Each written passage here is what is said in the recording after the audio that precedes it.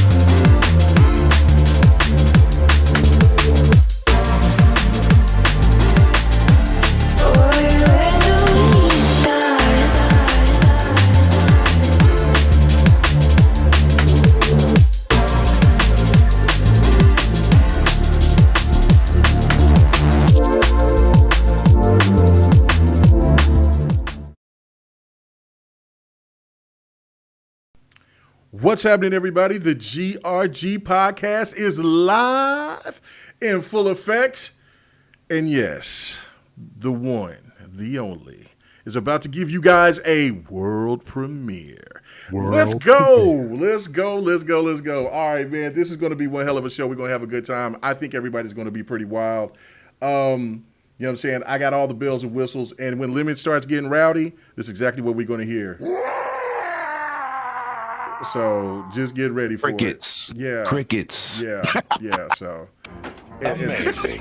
A booby trap that actually catches boobies. That's what kind of show we're going to have tonight, ladies and gentlemen. So anyway, thank you guys so much for coming and checking us out, man. Go share this out. Go get everybody in here, man. We about to get crunk. We're going to start the show off right off the bat. Introducing, and man, we got somebody who just came and popped in, you know, just kind of like, hey guys, what's going on? Like, you know what I'm saying? Like, we were like, you know, what's going on? You got any potato salad or some butter? And I'm like, I don't know, but maybe Still Rain might have some. I don't know. But anyway, what's going on, man? Welcome, clowns. What's happening with you, brother? What's happening, man? Long time. Hey, what's up, man? Well, just talk to you. You know, thanks for letting me hang out with you guys tonight. You know. I wasn't really doing much. Figured, hey, why not just hop in the chat? And PK helped me with the mic situation. And here I am, like a magician. Like a magician. That's hey, man. That's what's balloon animals and everything. That's it. That's it right there. But man, thank you for coming by, stopping by, saying what's going on. Let's go on and move on to the bums because D tonight cannot make it. She says she has something urgent to do, and maybe that is, take care of Jeannie, which is her dog, and that dog is, she loves that dog. But anyway, or maybe she's, maybe she joined Lady Infamous and Delilah and them and got into the women's roller derby. You know what I'm saying? Because I used to do that to them all the time when they couldn't make it. Maybe she joined the roller derby. You know what I'm saying? And she's gonna get down and start beating some head. After last week and she was crunk, and so she's still crunk. She's saying she got to beat some heads. But anyway, no. But yeah, go take care of your business. You know what I'm saying? I hope it wasn't too serious. But yeah, we're gonna miss you tonight. But anyway, all right, let's keep going. Six Slayer, what's happening with you, brother? What's going on? Yeah. Well, man, just got paid. It's Friday night, and on the eve of the beginning of what I feel is the actual beginning of E3 season for 2021, man. I'm sitting here in the dark trying to have a bit of a zen moment for the show because that man said he got paid today. Anticipation, yes, the anticipation, from beginning tomorrow morning. When I got my cup of coffee and I'm listening to that living split screen. Oh. Pong Soul and my homie right here, That's when I know for the next 5 days, it's just nothing but games from everybody and new games. Games we knew about, but we get to see in detail. I've seen so much that I want to play this year. I already have more for the backlog I already know, and I'm so happy to see that. We're going to talk a lot about that, but wow, man. That's what I'm feeling, man. Was that an intro, or are you I'm hyped, giving us a top? I'm hyped. All right, I'm trying to figure it out. Yeah, man, what? Hey, I didn't think I was going to have to throw the gifts out already. You know what I'm saying? Hey, got to put the tombstone out in this convo. That's it right there. Should have just said his outro too. Yeah, damn. Good night. No, I just had to say that because I really am excited for tomorrow. Man. It's a big deal to me. It's like I take off at this every year. I don't know about you, but I really do. This is something I'm really excited about. No doubt. Always am. So no doubt. I got before I get to the next person, I got to give a shout out to one of the main original dudes of the crew. Well, he was the original bruh man of the GRG podcast. Man, he's in the chat tonight. What's going on with you, Live Wires Gaming? What's happening, brother? You know what I'm saying? Glad you could stop by. You said you got daycare duties, brother. Hey, it is all good, man. Glad you could stop by the chat, man. You know what I'm saying? I hope you and the little one is doing great. But yeah, man, it was good to see you stop by, man. No doubt about it. Always family. But all right. She's putting peanut butter in your best controller. Facts. Pretty much. Oh no. Pretty much. Wow. Pretty much. Terrible. Anyway. And jelly. Also, let me get to Xbox Junkie 75. He asked me, where do I be getting my intro music from? I get it from Epidemic Sound. That's where I be getting most of my music from. Also, there's other things that I have that I make sure that I check. That's in my library. My own music that I've been had for decades. That I see that I make sure that I won't get copyrighted. Sometimes I just don't care because I might be I come in here trying to be like a podcasted DJ because I want to play so much music. You know what I'm saying? That's the one thing I do miss about Mixer because I could play any and every damn thing. And if people was crunk when we was ready to start the show, but hey, you know what I'm saying? Copyrights and all that stuff, man. It is what it is. But that's Shout where out to Dr. Dre. But that's where that cut came. Ain't nothing like some good bass and drum. I love bass and drum, man. But anyway, Still Rain, my man, from Living Split Screen. There we go. All right. Y'all know what it is, what it was, and what it will be. It is I, and I am him, the one and only Still Rain. We back at it in the GRG kingdom, getting it with the guys. It's E3 week, baby. We got tons of news coming out. It's going to be a ton of content. I hope y'all in the lookout. I hope y'all got your seatbelts fastened real tight because it's going to be an amazing roller coaster over the weekend. Look, man, we got some fire topics to get into tonight. A little bit of smoke here and there. You know how we do it. Other than that, let's get to it, baby. Friday night. Let's go. Let's get it. Let's get it. All right, moving on down the line, man. Let me go ahead and get to I did. I went to clowns. I don't know what I was thinking. PK, are you there yet? Are you there? Are you there? You know, you got to give PK a little time. Okay. All right, because you know PK. I'm here. You know. Yep, I'm here. The most electrifying man in all entertainment is right here, man, Mr. AKA Excellence of Execution, ready to put the smackdown on these candy asses. Let's do it. Let's get it. What? He said on the candy asses. Damn. That's right. All right. Bet. What the hell was that? Where'd that come from? Yeah. Perfection. That was you tried. Anyway. What do you mean you tried? That's me, Mr. Excellence of Execution. I'm always that way. The best there is, the best there was, and the best there ever will be. You better This ask man somebody. wants to be a low-key wrestler. Don't get it twisted, man. You know what? If I ever see you in person, I promise you, if you jump on me or try to do a DDT, I'm going to slam your little ass. I promise you. You know what I'm saying? Don't make me choke you out, man. Don't make me choke you out. I'm a pretty hefty guy. I'm pretty tall, too, so I don't know. It's a bad combination for somebody that's 5'1". Hey, first of all, I ain't 5'1". Number two, you don't understand what happened to Mr. Buster Douglas over there. He got knocked out. He went to sleep. But Buster Douglas knocked out Mike Tyson. You don't want none of that. Anyway, let's get to it. That's because Mikey was drunk that day. I know because he was chilling with Bobby he was Brown. hurt. He was hurt. He was he was high. He was hurt. Yeah, he was cocaine hell of a job. Partying with Bobby Brown. Robin Givens took it all out of him. But anyway, listen. All right, man. Here we go. All right, so now here we go. 108 Dragons TV. What's happening, bro? What's going on, man? You know what time of the year this is. You know how we pull up. You know what we doing. Let's go. We good. Let's go. Every day, all day, every day. All day. Oh, man, let's go. Make that a sound effect on my channel. Let's go. Okay, so I was just making sure that y'all heard. Matter of fact, what am I tripping? With Livewire is here, what? I gotta get a live wire. Somebody just shot the dolphin. Yeah. He said, he's not as loud as he used to be. He's a little old. He's he's a daddy dolphin now. Can't be too loud. I got kids. Anyway, Thomas, child of God in the building. He says, "Let's go GRG E3 weekend," and I'm here for it. Facts, guys, go crazy tonight. Love this show and the brothers that's on it, man. Thank you so much, man. Let's get it. We about to get to it. So, all right, without further ado, let's just get started. All right, let's E3 predictions. Also, this game that you see in the background right here, this is, I was a little rusty because I just went straight in. I said, man, I got to record this gameplay because I'm going to be giving away this game tonight, but it's going to be with a price.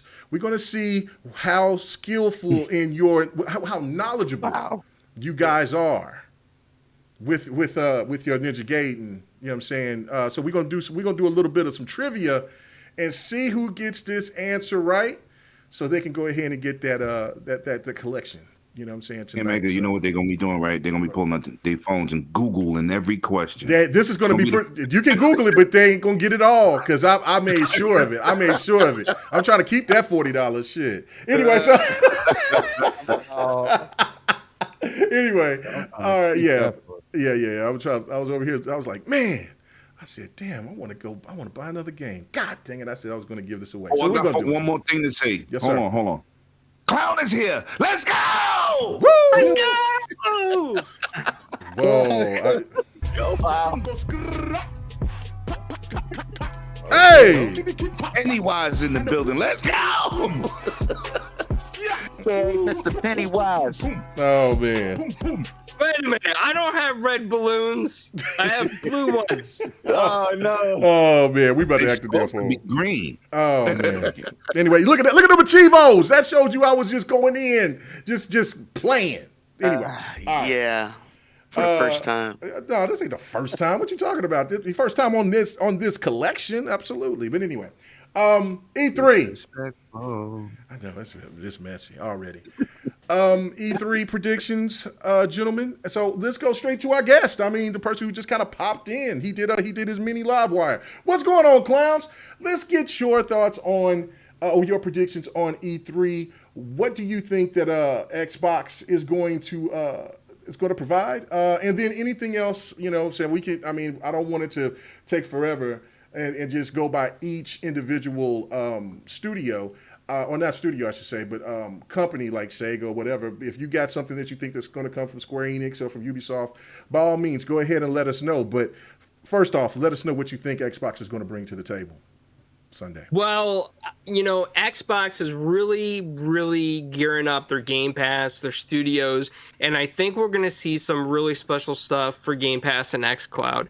They kind of mentioned those in articles beforehand a couple of days ago. So I think they're just preparing us for some expectations that there will be Game Pass stuff. There will be xCloud stuff. They're going to talk about the power of the cloud, maybe other, deals that they made with other companies in the cloud. Possibly, I mean, who knows? Maybe a Nintendo Switch app for xCloud that runs in the cloud just for first-party games or something. It's very possible we might see something like that.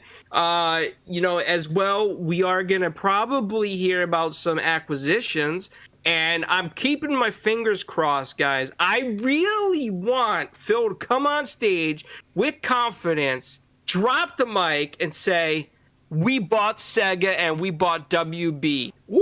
And I just want to hear the crowd go wild and, everybody gets excited. And then we see more Atlas games in the xCloud and on Game Pass and new additions. I would just love it.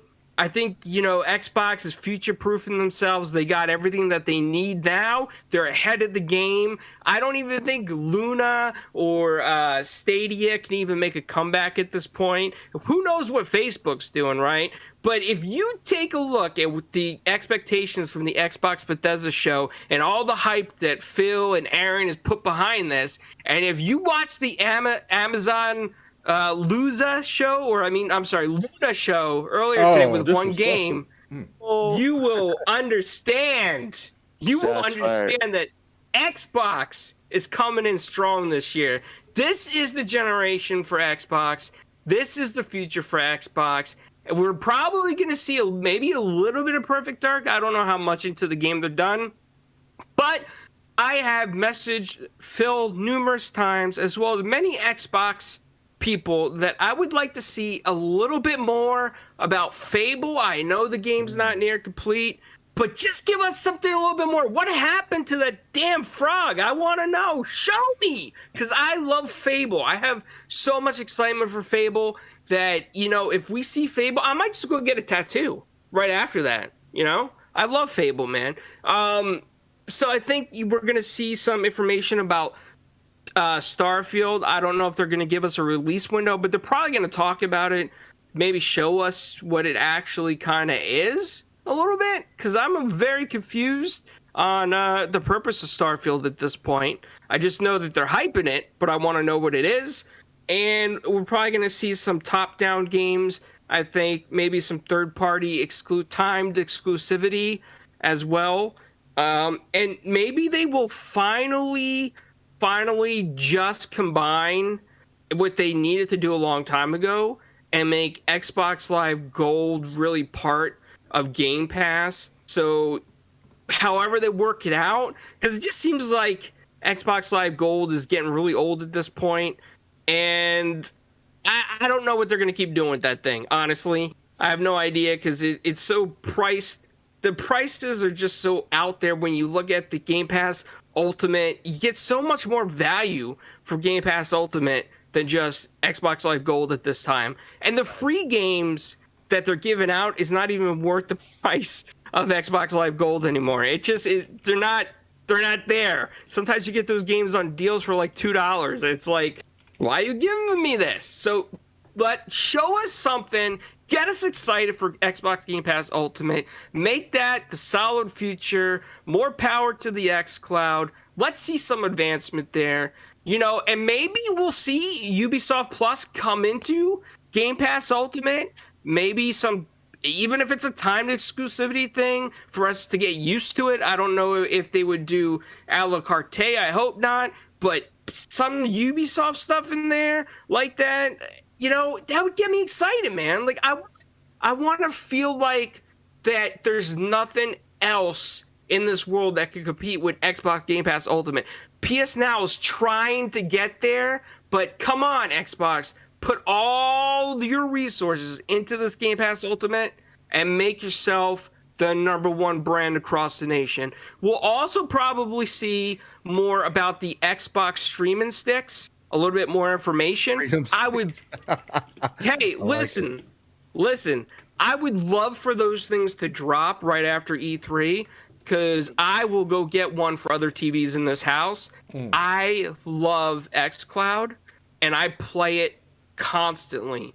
Everywhere I go, I have some type of device that could tap into xCloud. So, I mean, those are my thoughts. I don't think any other showcase could come close to this. We'll see a little bit from Square Enix. We'll see, maybe a little bit of the next Assassin's Creed. But I think that's it for me. I think, Xbox is my heart, man. I bleed green. I love it. I play everywhere, but Xbox is my preference. So I'm really hyped for this show. And now that Bethesda's part of the family, it's going to be great to see the extra money into those resources, man. Come on, Satya. You got this, buddy. High five, Satya. Woo, this man over here, man. Look, I didn't think we was already going to get ready to start going to church, but it looked like we already getting there, man. We about to go. We going to church already. We going to church right now.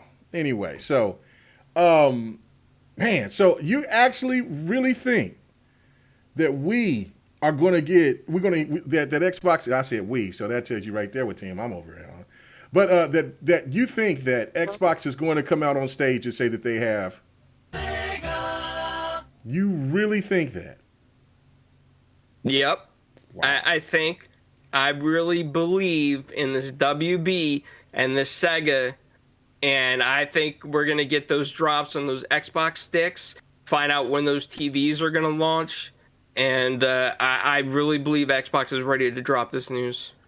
Nice. All right. Well, that will be amazing. So let's go ahead and get to Steel Rain. What do you think, man? What is your E3 prediction? Starting off with Xbox, and anything after that, man, let it rip. What do you think, brother? My E3 prediction is just starting off with Xbox, man. I'm hoping to see, for sure, some gameplay of Forza Horizon, man. I want to see what they're going to do with it being in Mexico. They got a lot of scenery to play with, a lot of different colors, a lot of different areas. It's kind of going to be familiar. I'm not going to say necessarily like the Australian region that they did. It's probably going to have a lot of different landmass areas, a lot of different roads that we could travel. So I'm definitely interested in that. After already coming off this Elden Ring, trailer and whatnot, which got me super hype, just being excited for another Souls-like title. But as far as like what Xbox is doing, again, if all the hype is true, man, if all the background conversations that have been going on, kind of like barbershop talk, right, where they're talking about Clowns has a kind of a point, man. These things are coming back up. We're hearing NetherRealm might be in a play, 101. We know that the Cry engine might be somewhere out there being talked about, being considered. It seems like there's going to be a lot of plays for a lot of engines, a lot of different opportunities for developers to be able to get hands-on with different tech, which could lead in a positive way for the Xbox. I mean, again, changing the narrative a little bit. I do think they're not going to make a majority of their, if they are going to having a lot of this information, then they may hold some things back, and that's my only, if you want to call it a fear. Again, seeing them acquire more teams it's been such an essential thing to what they got going on right now. They're at 23. They're talking about maybe getting into 26 with a few more acquisitions. Again, they've like quadrupled their potential that they could put out. So I just want to see what Xbox is, the roadmap. That's what I really want to see, so people can actually have an understanding of what Xbox is trying to accomplish. Because it's still, again, if we listen to some of the other talk that's in the background, there are games that need to still be worked on. I want to see some Hellblade gameplay. Show me what the Unreal Engine 5 can do, because we know that even though that we just got hands-on with and have seen some, devs play with it, or whatever the case might be, we know that they probably have already had hands-on experience along with the coalition with Unreal Engine 5, because of course they're the devs and they're going to get it first, and they're already the masters of that engine as of right now that I would consider. Just seeing what Xbox set the bar with when they released, when they were talking about the Series X, they really used Senua as a centerpiece for that. Then to move in, the biggest reason I want to see Forza, because a lot of people I feel like it's a downplay. Again, you see these talks about cross-gen titles or whatever the case, because they got to make their money. But just seeing what else they can still pull out of the current generation consoles, and then moving into the next gen, and then other than that, I think one of the number one things that has got me kind of hyped just thinking about it is the fact that it seems like everybody, for the first time, because it seems like every other year people go, talk about this, but finally bringing Sam Fisher to the front. Now, we saw some anime, like apparently there's going to be an anime or whatever the case. But there's been too many people who are saying similar things as far as this whole Ubisoft play also. Could there be a Ubisoft Plus announcement? I think that would be clutch. I don't particularly have interest in playing every Assassin's Creed anymore. Again, with Valhalla, I've kind of been turned off a little bit. I got over 100 plus hours in the game, and the story still isn't done yet. You know what I mean? But it opens up a lot of potential for games. You got a problem with playing games that you get your money's worth? Is that what you're saying? Oh, that's a whole different discussion. I know. I can't. Yeah, that's later. We'll definitely go there. Oh yeah. But because that's definitely something else that a lot of people have been putting some credence on, and I mean, it is what it is. Everybody has their own, to each his own, beauties in the eye of the beholder. But for the most part, man, seeing Splinter Cell come back will be very clutch. Again, if that's something that they're going to end the show with, again, that'll be the best way to do it. Saying that one more thing, I really want to see Halo perform. Again, I'm an avid Halo guy. I really want to see Halo's in its best light. I don't mind if they display multiplayer, because that's what I'm going to be playing. Of course, I care about the campaign. I mean, duh. But I necessarily wasn't one of the people that had a problem with how the game was looking. It's just the back end, the pop-ins, the textures, and for it to be your next Halo game. Halo's always set the standard of what could be possible as far as like animation goes, overall gameplay goes, the visuals and what you could pull out of your box. I want 343 to stand on that, be able to stand on their mountain again, even though we're still going to probably have slide a little dirt on their name just because they had to call in the backup, right? You got the coalition in there helping you now. There's no telling how hands-on they might be. And there's several other teams that now they got ID over there. So leading into the fall, I think we got a lot of potential. But hopefully, definitely, we get like a beta gameplay. Well, not a beta gameplay, but like a closed beta or something right after. For those who are in the insider program, releasing a beta right after this E3 presentation. I think that would be dope. Again, other than that, that's necessarily me. I'm not expecting too much craziness per se, but I'm definitely keeping my eyes open and ears peeled. It's one of those things where E3 gets me hype every year, because not necessarily that I don't have an expectation, but I just go into it mellow. I hear what everybody's talking about, and then I want to see the presentation as a gamer. What are they bringing to me? And I feel like that's what's important for this show. Can Xbox finally put together a presentation that's not Summer Games Fest, that's not some Twitch BS, even though sure that's giving them some screen time. No, I need a presentation that speaks to us as gamers. I don't know about y'all, but that E3 2021 trailer that they just put out, put me in a zone that I have not felt in a long time as far as gaming presentations go. So, hey man, I'm hyped. I'm ready for it. Nice. Let's go. Right. Let's go. All right. Let's go ahead and get on to PK. Let's go ahead and hear what you have to say. And I know PK is probably going to go a little bit further than Xbox. So I'm intrigued because I haven't really heard anybody say anything about, I heard Square Enix from clowns, but I haven't, Rain didn't really say anything about anybody else. They've all been primarily focused on Xbox, which is absolutely fine. Because, I mean, that's the first real big one that everybody's anticipating with Sunday night. So I totally get it. But PK, what do you think? What you anticipating for Xbox first, and then for anything else afterwards? Please let us know.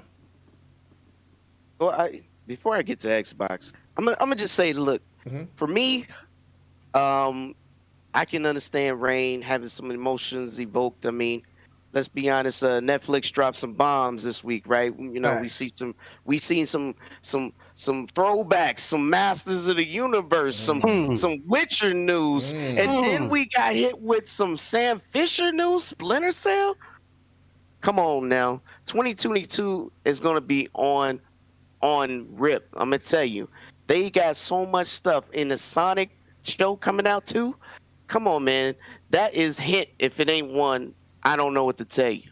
Because I'm going to tell you, one thing I always said, man, I'm tired of Ubisoft playing these games, man. We've been wanting Splinter Cell forever. And Rayman. Stop playing games with us. There you go. Stop playing games. Don't put them in other games. We want Splinter Cell, cuz. Are you kidding me? Did this man say Rayman? Yeah, Rayman's fire. What are you talking about? Rayman is fire, but I mean, I haven't heard nobody talk about Rayman. Well, you hearing it now, cuz this is what I'm talking about. We want to get back to what made us love Ubisoft in the first place. All right, we got enough Assassin's Creed. Let's revisit what is gangster, and we talking about some Splinter Cell, some Rayman. Let's go back to our roots. That's what I'm saying. I want to see that. I'm hoping and hyping that there is something around the corner for that. And let's not forget, Nintendo is always quiet.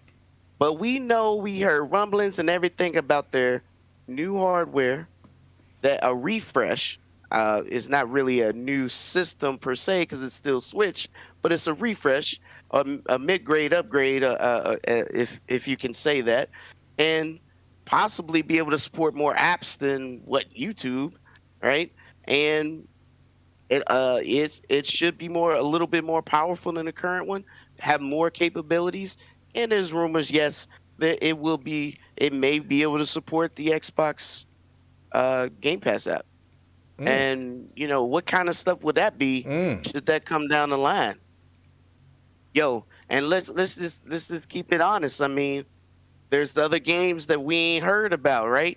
We ain't heard nothing. No Pokemon news, and then it's just random. They got Pokemon coming out in January and November. That's never been heard of. That's a fact. That's 2 months apart. You ain't never seen nothing like that. Why is that? What's going on here? What are they preparing for? What is it that special they might get hidden? I don't know, but I'm thinking they whatever leaks they got, they don't use internet over at Nintendo. They just don't use internet. That's why they ain't got nothing leaking out. They don't have no way to use social media. There you go. Yeah, that's it. But do that again. Show, you should do that again because that's my excitement for Nintendo. Thank you.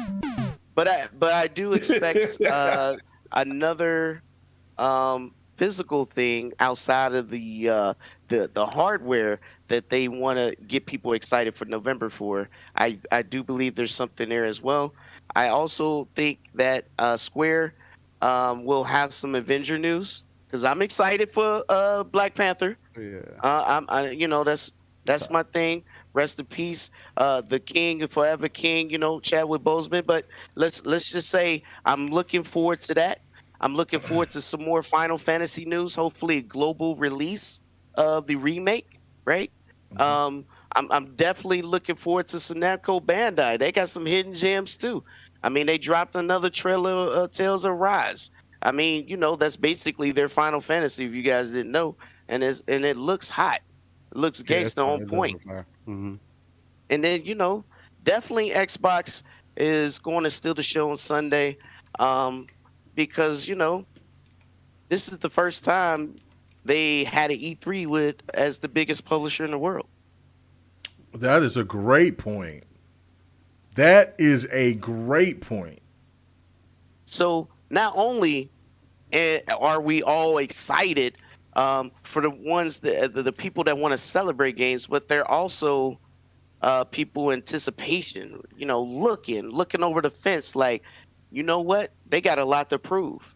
Maybe they do, but I'm pretty sure they're going to show up because, yeah, they put a lot of money into it. I just seen that it's reported that Microsoft is going to continue to have acquisitions because their whole goal is to have AAA games launched every quarter going forward, period.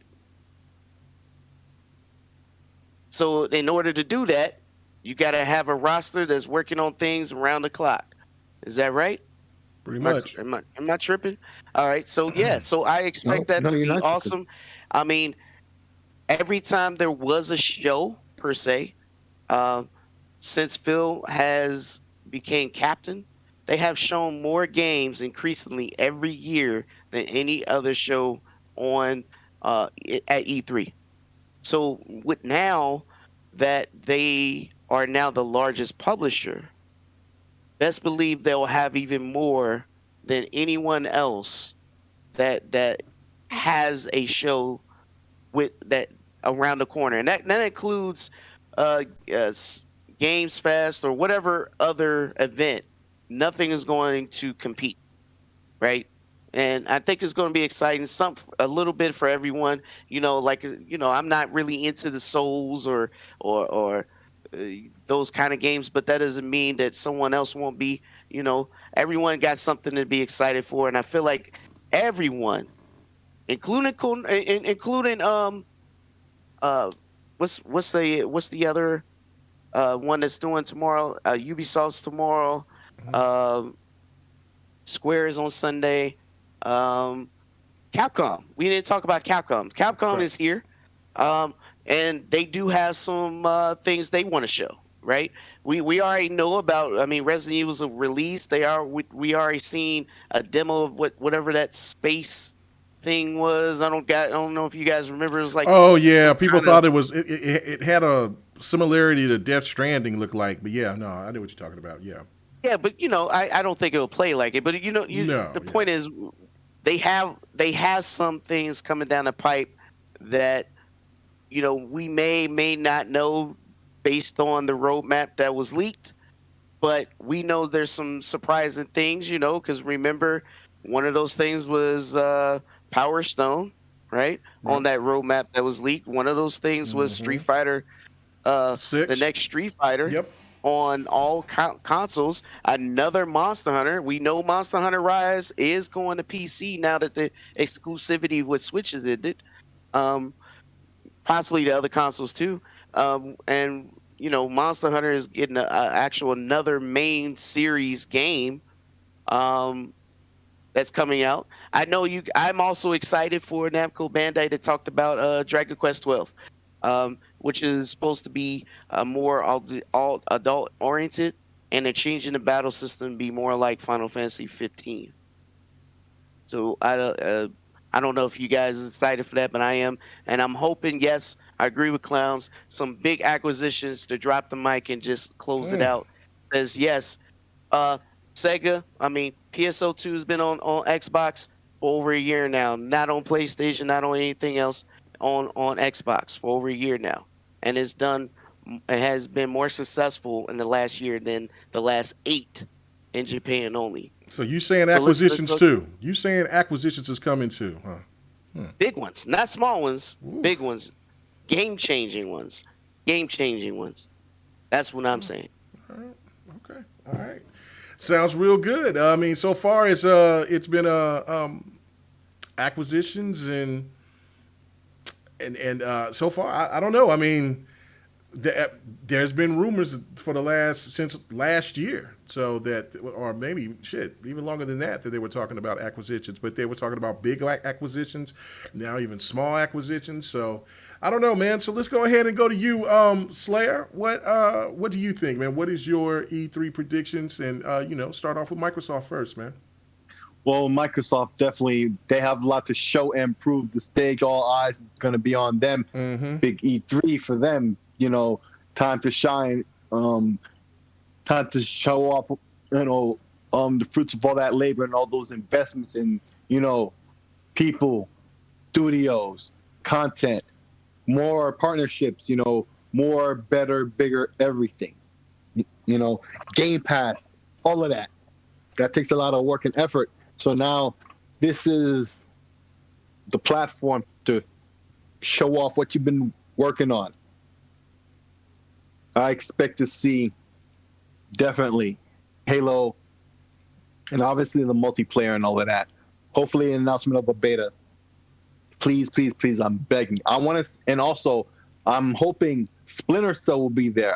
I have this little, scratching back my neck that says, yeah, Splinter Cell might be there. I don't know why, but I see a lot of dots.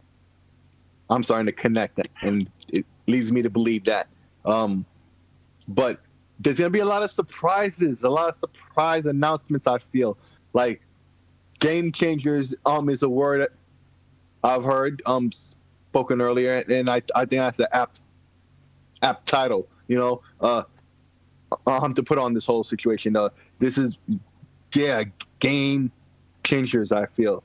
Something like back when Peter Moore put the Grand Theft Auto tattoo on his arm, or when dude from Square Enix came out to say that Final Fantasy 13 was also going to be on the Xbox. You knew what he came to say before he even said it. You didn't even know who that guy was. You know what it was about to be about. That was a game-changing moment because it meant the Xbox didn't have this differentiation between East and West when it came to Japanese games. That level of change. I think a lot of big things are coming. xCloud. Now, a lot of that info has gotten leaked out where the Series X SoCs are starting to be using those Blade servers. So we start to use the Series X in xCloud. This is something been waiting on for a long time. Many, many, many more servers and stuff to play with. Much better load times for xCloud, because xCloud is a dog when it comes to load times. It really is. So that'll definitely help with that. Oh, man. Things are going to be real nice at E3. There's a lot to see in so many games. And probably a lot of montages to get through a good chunk of them. So that's what I expect to see. Okay, all right. Kind of quick, simple. All right, I got you. All right, Prometheus. All right, man, you gonna take us home, man? You gonna sit there and yeah, man, you gonna take us home with this, man? Do you want to hear? Do you want to hear a little bit of Nintendo again? Yeah. Okay. All right. So you're not gonna talk about Nintendo. I'm gonna say one thing. All right. You know, I'm a hardware guy. All right. I want to see an update to the Switch. I don't care about them little games they be making, all them indie showcases. I want to see a new hardware with the Switch. Yes, preach. I want to see the new hardware. I enjoy the Switch, but you know what they shows bring. It's not too many, oh my God, moments. So you saying Pokemon wasn't? That was like one of the craziest things I've ever seen. That's not for me. Okay. For the Pokemon fans, which is billions of them probably. Right. Excellent. They were. That's what it sounded like. They were expecting a damn fool. Yeah. Right. That was crazy. That was nutty. We had this conversation 2 days ago. Pokken Tournament. I love it. Mm-hmm. I ain't buying none of them Pokemon games that they talking about. No Animal Crossings. None of that. I play the Marios, the Luigi Mansions, and everything else Nintendo. I'm gonna just say this, man. We got to get the king in the building. Halo need to come out and stomp fire out of everything. Starfield, good for those people who love Starfield or who wish they knew what Starfield was. But I know that's gonna be a hit. But the king of all franchises has to come out aiming for the fences. I want to see a Barry Bonds grand slam. I want to see some big dog stat. I want to see Craig get kicked off the stage with a new and improved Craig. I want to see some gangster. You know what I'm saying? Acquisition, that's cool, but another acquisition means another year or two of waiting for titles. I want to see Forza Motorsport. We've seen glimpses of in-game footage. I want to see somebody racing around the track. I'm with clowns. We talked about this the other day. I want to see Fable. But I want to see the King come out stomping. The blockbuster game, the game that they only compare to movie theater blockbuster weekends. Okay. That's a fact. They never say, oh, this game sold more than God of War. This game sold more than Gears. Oh, this game has matched the Avengers blockbuster weekend in terms of revenue. That's what they do with Halo. Everything else is inferior. There's no first-party series that financially comes close. And like I told dudes before, $5 billion in revenue from a game that people didn't like, that sold the most in the series history, #save Lock. No matter what nobody said about Halo 5 story, I was not big on the story either.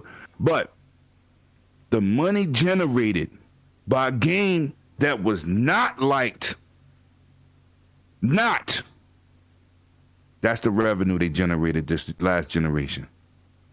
Facts. Numbers speak. That's just what it is. I want to see the King be who he is. Mr. 117. That's what I want to see. Everything else pales in comparison. Ubisoft tomorrow, whatever. We're going to do it. I'm excited. I'm always excited to see a great new game. But the King is back. Everybody else, take a knee. Take a knee. It's one of those moments when in Lord of the Rings, when Homegirl showed up with the dragons, when the armies was like, yo, we gon' kill her. And she pulled up with the dragons and everybody just stopped. Is that Lord of the Rings or is that Game of Thrones? I mean Game of Thrones, excuse me, Game of Thrones. I love that series too. But it's like, that's the moment I want people to say, damn, we sorry. They won't even remember Craig. Because that's Microsoft's fault the way that game was portrayed. It wasn't even pre-alpha. And had people going ham. Yep. That's your fault. That the King is being ridiculed, but nobody paid attention to that resolution. Nobody paid attention to that. The clarity on screen. You didn't see one Jaggy. Not even one. Yeah, that is a fact.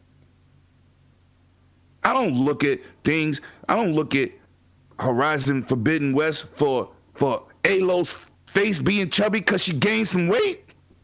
Look at what's going on the whole scene. What you want to follow Digital Foundry? Know what Digital Foundry looks at. Facts. King back. Period. Drop them horns. We don't want to hear nothing. Drop them horns, KMEGA. Let's go. Oh, you want the horns? Oh shit! I wouldn't. Goddamn right. The King is back. Damn. Anybody thinking he's not the King is a foolio. Foolio. We ain't gonna blast. We ain't gonna do this blasphemy no more. Care what game comes out first party? Halo's King. Every franchise. Excellent. Nintendo can't even match that money. Facts. Perfection. Let's go. All right. So, for me, so I'm going to be a little bit odd for some people. Let me just go ahead and just say this, right? Like, okay, so, the whole situation with Splinter Cell and all that is yet to be determined. There is one thing that I do know, though, and I can't because of reasons, because some people might be just telling you stuff just to wolf tickets just to see if you're going to go out there and say it and make a fool out of yourself. I'm not going to do it. But there's going to be one surprise that's going to be What's next too? that I know for sure that's going to be coming up there on the Xbox that's going to blow people's socks off. And What's next? I've heard this from the creme de la creme of people who know shit. So this is it's bananas. So get ready for that. Now that's one thing. Now, for me, what needs to be done is that we got to get a little bit. We got, you know what I'm saying. I don't care about, you know what I'm saying, about Halo, because Halo's going to speak for itself. I have no issues with what Halo's going to do. I know a lot of people got this thought process of Halo has got to show improve. Man, Halo, tell me a Halo that hasn't showed improve. Tell me one Halo that just was a bad game. That was an actual game that had Chief in it. None of them. You may not have liked Halo 5 story, but you loved the multiplayer. There's people that didn't think the Halo 5 story was that bad and maybe hated the multiplayer. Halo 4. People loved the story. Some people hated the multiplayer. Vice versa. It's the same thing, right? Goes further. There's always going to be people that's going to nitpick one or the other, but the one thing that you can absolutely say that is the truth is that Halo always delivers. They're going to maximize the graphics or however they do it. May not like Halo 5, but you can't say Halo 5 was an ugly game. And for what we've seen, like Rain was saying earlier, was about, you know, about the game. The only problem I had was the aesthetic, because it had that old Halo 3 look. Like, you know what I'm saying? You know what I'm saying? Well, Chief looked better than the rest of everything out there when it came to the enemies. You could tell that the game wasn't complete. So I wasn't tripping about it, but the game, the way it played, the way it moved, all of that I was cool with that. You know, the gunplay, the way that the Warthog looked, Chief himself, the no guy, all that looked great. So like I said, I am not going into this thinking that Halo has got to show improve, because Halo always does. Now, the one thing that I didn't hear anything from anybody yet was about the Coalition. I do think the Coalition is going to drop some more DLC for Gears 5, and I think that they're going to show show something from Unreal Engine 5, which is not a Gears game, which most likely I think is going to be Shanghai Night, what was originally when they were Black Tusk, which is Shanghai Knights. Not something that's going to be a big major game, but I think it's something that they want to use to show people what this engine could look like, and the way that Hivebusters looked. And that was on what? Unreal Engine 4? Like that was insane. So I am predicting that. I think that that's what we'll see, is something like that. Now, what would be funky? Now let's throw a little twist in here. All right, let's just say that the Splinter Cell situation is real, and Coalition's the one who's making the game. Because that's totally different. Let's think about that. Let's think about that for a second, because everybody knows Coalition's going to be doing something outside. This has already been public knowledge. So let's just throw it out there. Hey, fuck it. This is predictions. This isn't saying, you know, that we got to be 100% right on this. So hey, let's just throw it out there. Let's just say that Splinter Cell. Let's say if that rumor about Splinter Cell, if it's not going to be Shanghai Knights, or it is Shanghai Knights, but they'll use Sam Fisher as the character. Let's just think how that would drive everybody batty. All right, so with that, I have another crazy prediction. We got our boy from Namco Bandai, Radisson, come back on the Xbox stage. He's been on the Xbox stage a couple of times. But this time he comes and he's like, we have something special for you guys to show. Anybody have a guess of what you think that might be? Anybody? Any guesses? Nah. All right. He comes out there and you see some Tekken. Then all of a sudden, you might see somebody come from the other side, and it's the person, and I don't know who that person's name is, who does Street Fighter. But Tekken cross Street Fighter. It's the year, baby. It is the year for Tekken Street Fighter to show its face. I am predicting this. It is time. Tekken 8 ain't coming no time soon. You know, Tekken 7 is at his last legs. I don't even think there's any more DLC. It sold them, I think, close to 10 million copies already. Tekken 7 is a GOAT in its own right, the second best fighter of all time. And look, what would be amazing what would get people attracted to fighters, other than, of course, hearing about Killer Instinct 2 or something with NetherRealm. But then this game that has been in purgatory for damn near well over a decade. I think Bloody that would get a Roar? lot of people happy. Well, no, Bloody Roar would be hyped too, but Bloody Roar would be hyped too. But I'm saying, but people would be. I think people would be hype about that. All right, so again with that, other thing with Xbox, I think we'll see something with State of Decay. I think it's a ways off, but I think they might show a little bit more State of Decay. We'll definitely see something from Sea of Thieves. I mean, that, Sea of Thieves is the gift that keeps giving. Starfield, of course, and then I think the crazy thing is that we'll see probably something from Forza, but who knows? Is it going to be Horizon? Or is it going to be 7? That's something that me and Lemon has a disagreement on. He think it's going to be 7. I think it might be Horizon. Forza Motorsport 7 is out already. How's it out? You know that? Yeah, we have it. Motorsport 7. I'm not saying. I mean, motorsport. Sorry. Then he repeated it. Yo, Rain, and he repeated it. Yeah, my bad. I wanted to make sure. Yeah, my bad. Not 7, but I meant motorsport. 8 is next, baby. It's not 8. It's just called motorsport. It's kind of like they were just reinvent themselves. So my bad. So yeah, that, and we'll get some. Game Pass is going to be dropping some heat. I don't know. So it looks like my prediction about Scarlet Nexus is out the window. So I would have to honor that bet if I am false. Hopefully that both Namco, Bandai, and, well, I think it will eventually go to Game Pass. I probably should have made that bet, but I said day one. So if it doesn't go day one on Game Pass, then I'm going to have to give that away. Hot damn. So let me see when that date. Oh, my Lord. Anyway, so we're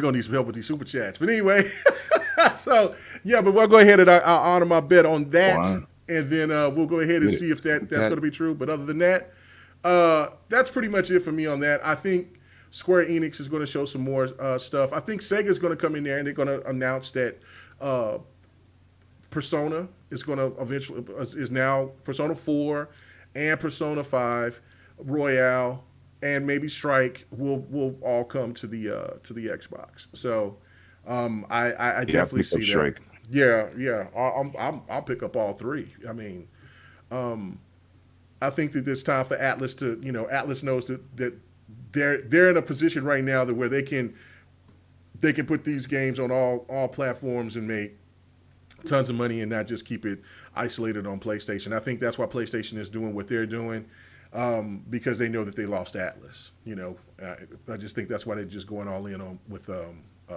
Final Fantasy games now. So with Square Enix, because I think Atlas is out of there. So that, and Capcom is definitely going to show Street Fighter. I'll be looking forward to that. And also one more thing, because I am also in the fighters. I think that one of these shows, I think at the Capcom show, Capcom show, that they will also show something, just maybe not a game trailer or anything, but probably just showing that Marvel vs. Capcom is going to be coming back. They're going to make another one, and this time they're going to do it right. So that's what I say so far. I said some more stuff on the next podcast, so if you want to check that out from yesterday. But yeah, this is my those are my predictions. Anybody going to disagree with me, or y'all saying like? I got one more prediction. Mm-hmm. They're gonna end the Microsoft show with a bang. They're gonna it's gonna go dark. There's gonna be nothing on stage. Mm-hmm. Oh, so everybody butt naked? What are you saying? Hey. What's going on? Lights gonna come on. Phil Spencer says he has a new We have a new addition to the team, and it's gonna say 108 Dragons TV is officially media, mother sucker. Oh, did you get in there? Oh, yes. Excellent. Congratulations, brother. Congratulations. Yeah. Congratulations. Look, why y'all say I'm wilding, man? Why I say I'm wilding, man? I'm telling you, listen, out of all those crazy predictions that I said, one of them is going to happen. One of them is definitely going to happen. So, and one of them I know is definitely going to happen. So, I mean, that's just for sure. But let me go ahead and read these super chats. Nigga, why you frauding? You know you want that Bucks next too. Stop playing games. Man, I'm ready for Bucks next one to come to Xbox. When it comes, then I'll be ready for Bucks next too. We ain't even got Bucks next. I ever see you playing that, I'm not watching none of your streams. Why not? I'll be playing it, bro. Trash. What? Come on, Trash. Man. Anyway, let me read these super chats. All right. Man, Stone King X in the building. He says, excited for E3 2021, Xbox and Bethesda. Oh, yeah, I forgot about talking about Bethesda, too, which I need to say this, too. Wolfenstein 3, for sure, and maybe Evil Within 3, right? Because they already got 2. I don't do scary games like that anymore, so I don't know. I know it had a sequel, okay. So it's man, call me what you want to, shit. Anyway, I ain't playing that scary shit. That shit looks terrifying. No, that looks actually. Child of God, thank you, bro. Thank you. Hold on. Let me just make this point. It looks dope. You grab weapons and you could do things. See, I don't like that stuff where you grab weapons. You can. You got a BB gun, and then you over here walking around and you fighting extraterrestrials, whatever. I can't even say that right. Anyway, let me continue with this. Stone King X, excited for E3 2021. He says Xbox and Bethesda dropped off a code to KMEGA's Twitter to give away on here. Great panel, great podcast. Keep up the great work. Oh, what did you drop? I gotta go see that.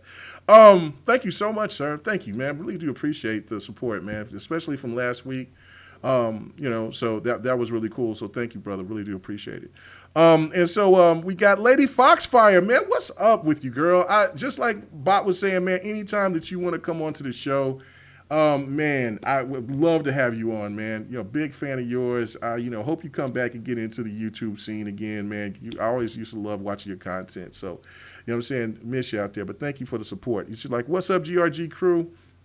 Check out the Tunic demo when it's available. Miss you guys and hope you guys and hope you guys GWG ladies do a live stream for E3 hype. Let's go.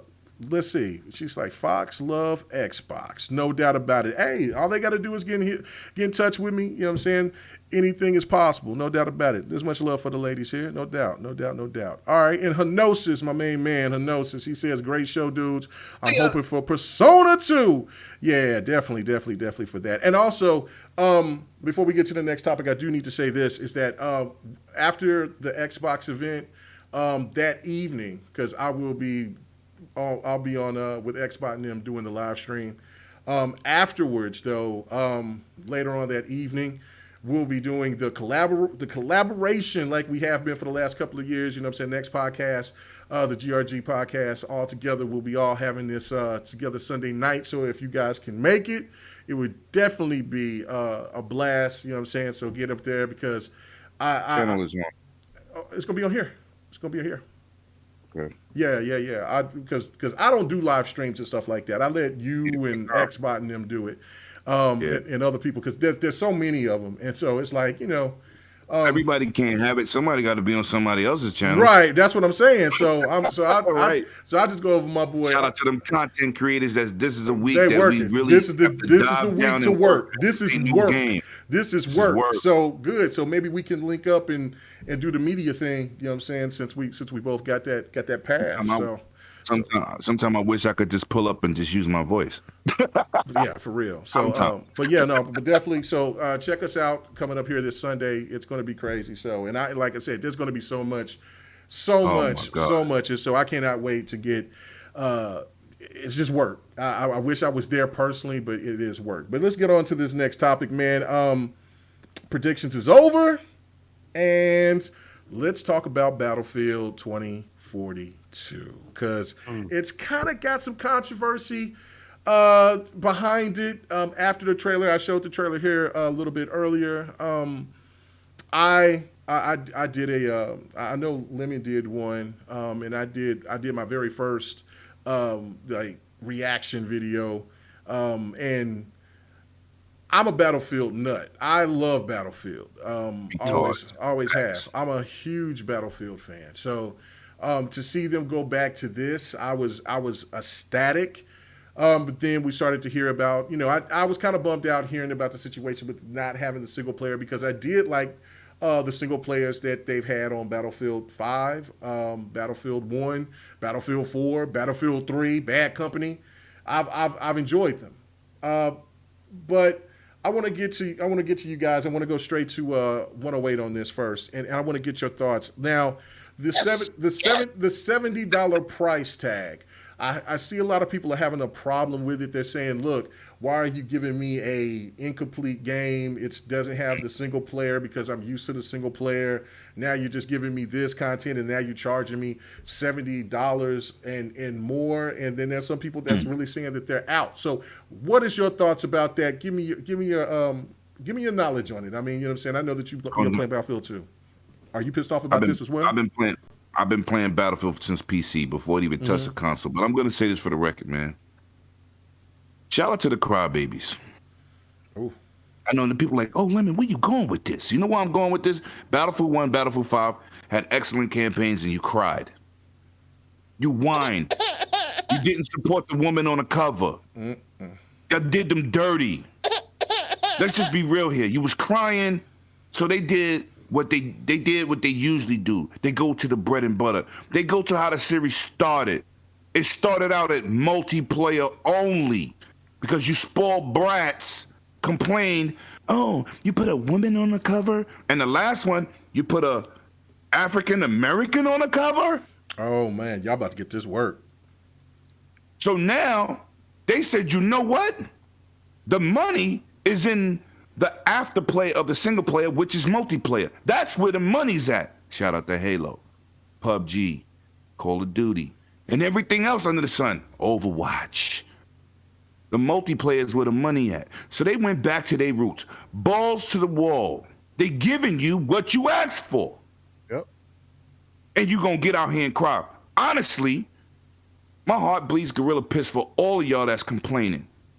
The game will be worth $70. You can't destroy buildings in any other first-person shooter, Apex, Overwatch. You don't have none of those vehicles. You don't have the masses that play the game. You damn sure can't match the Frostbite's engine.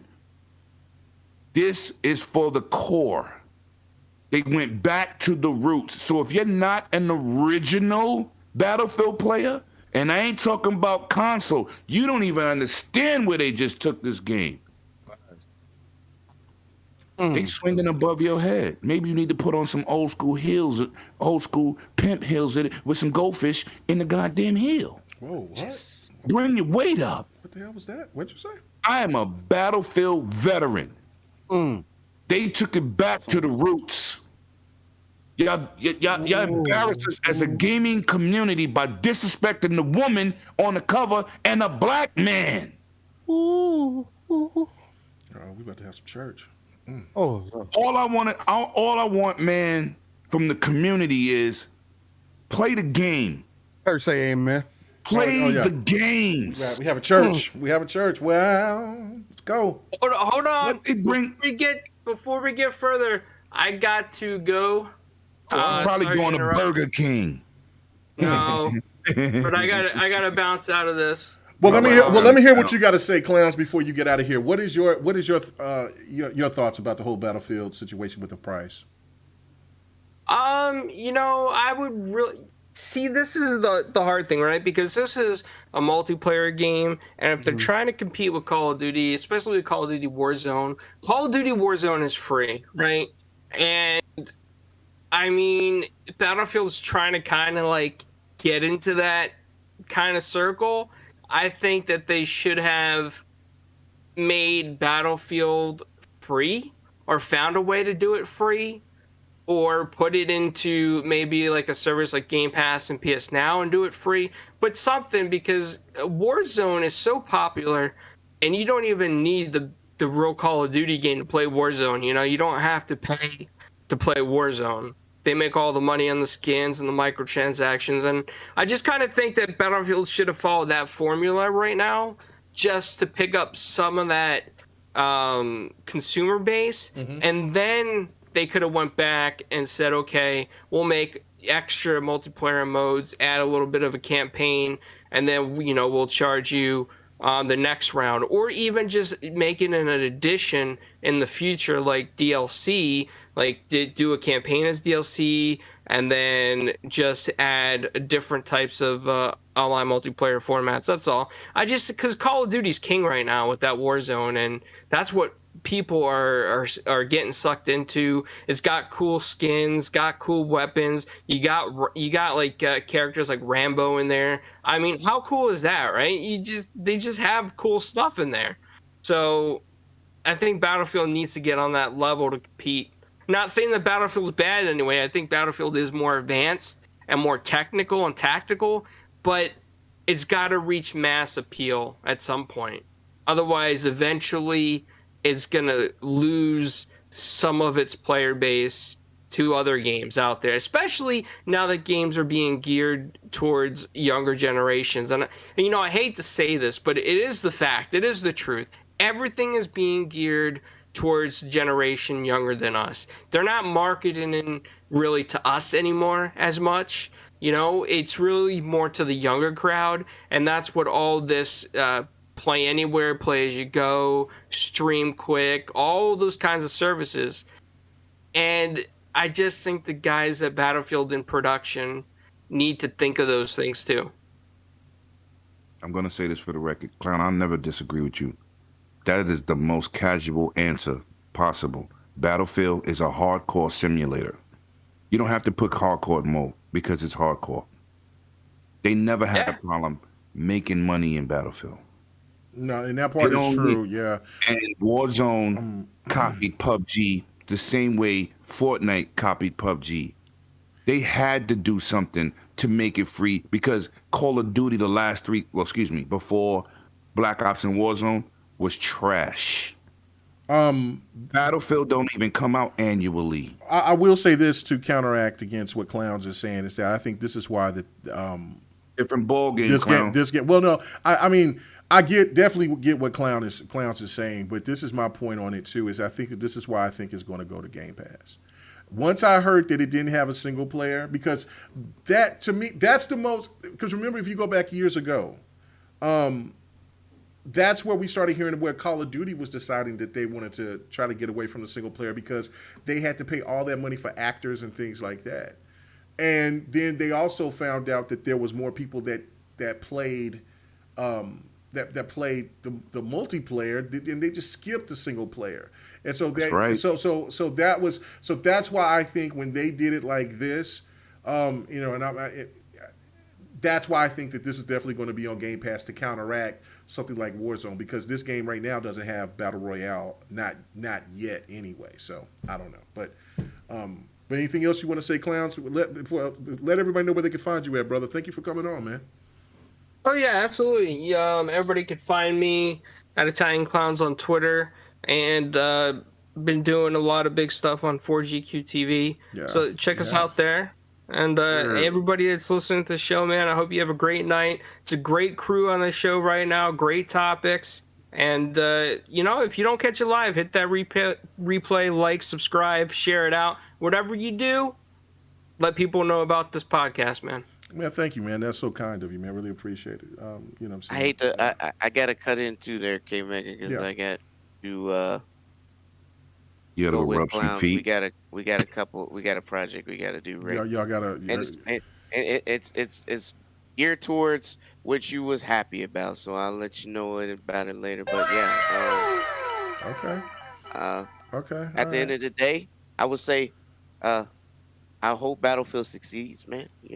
Okay. Well. And I want it to do well, but far as the price, I think it's too aggressive as of right now. It's not a knock against the franchise, but it's more or less.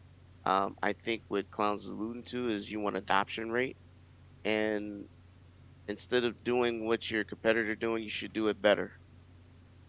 And doing it better by making an aggressive price, getting it in more hands, and get more people adopted so that they can stick to it. And I understand Lemon's point is hardcore, but what if they made modes that's not hardcore? What if they But want there's not. more It's a people? simulator, son. You can't take a pistol and I shoot hear somebody you. from I 4 hear miles you. out. But they It's a still a business different type at of the end game. of the day.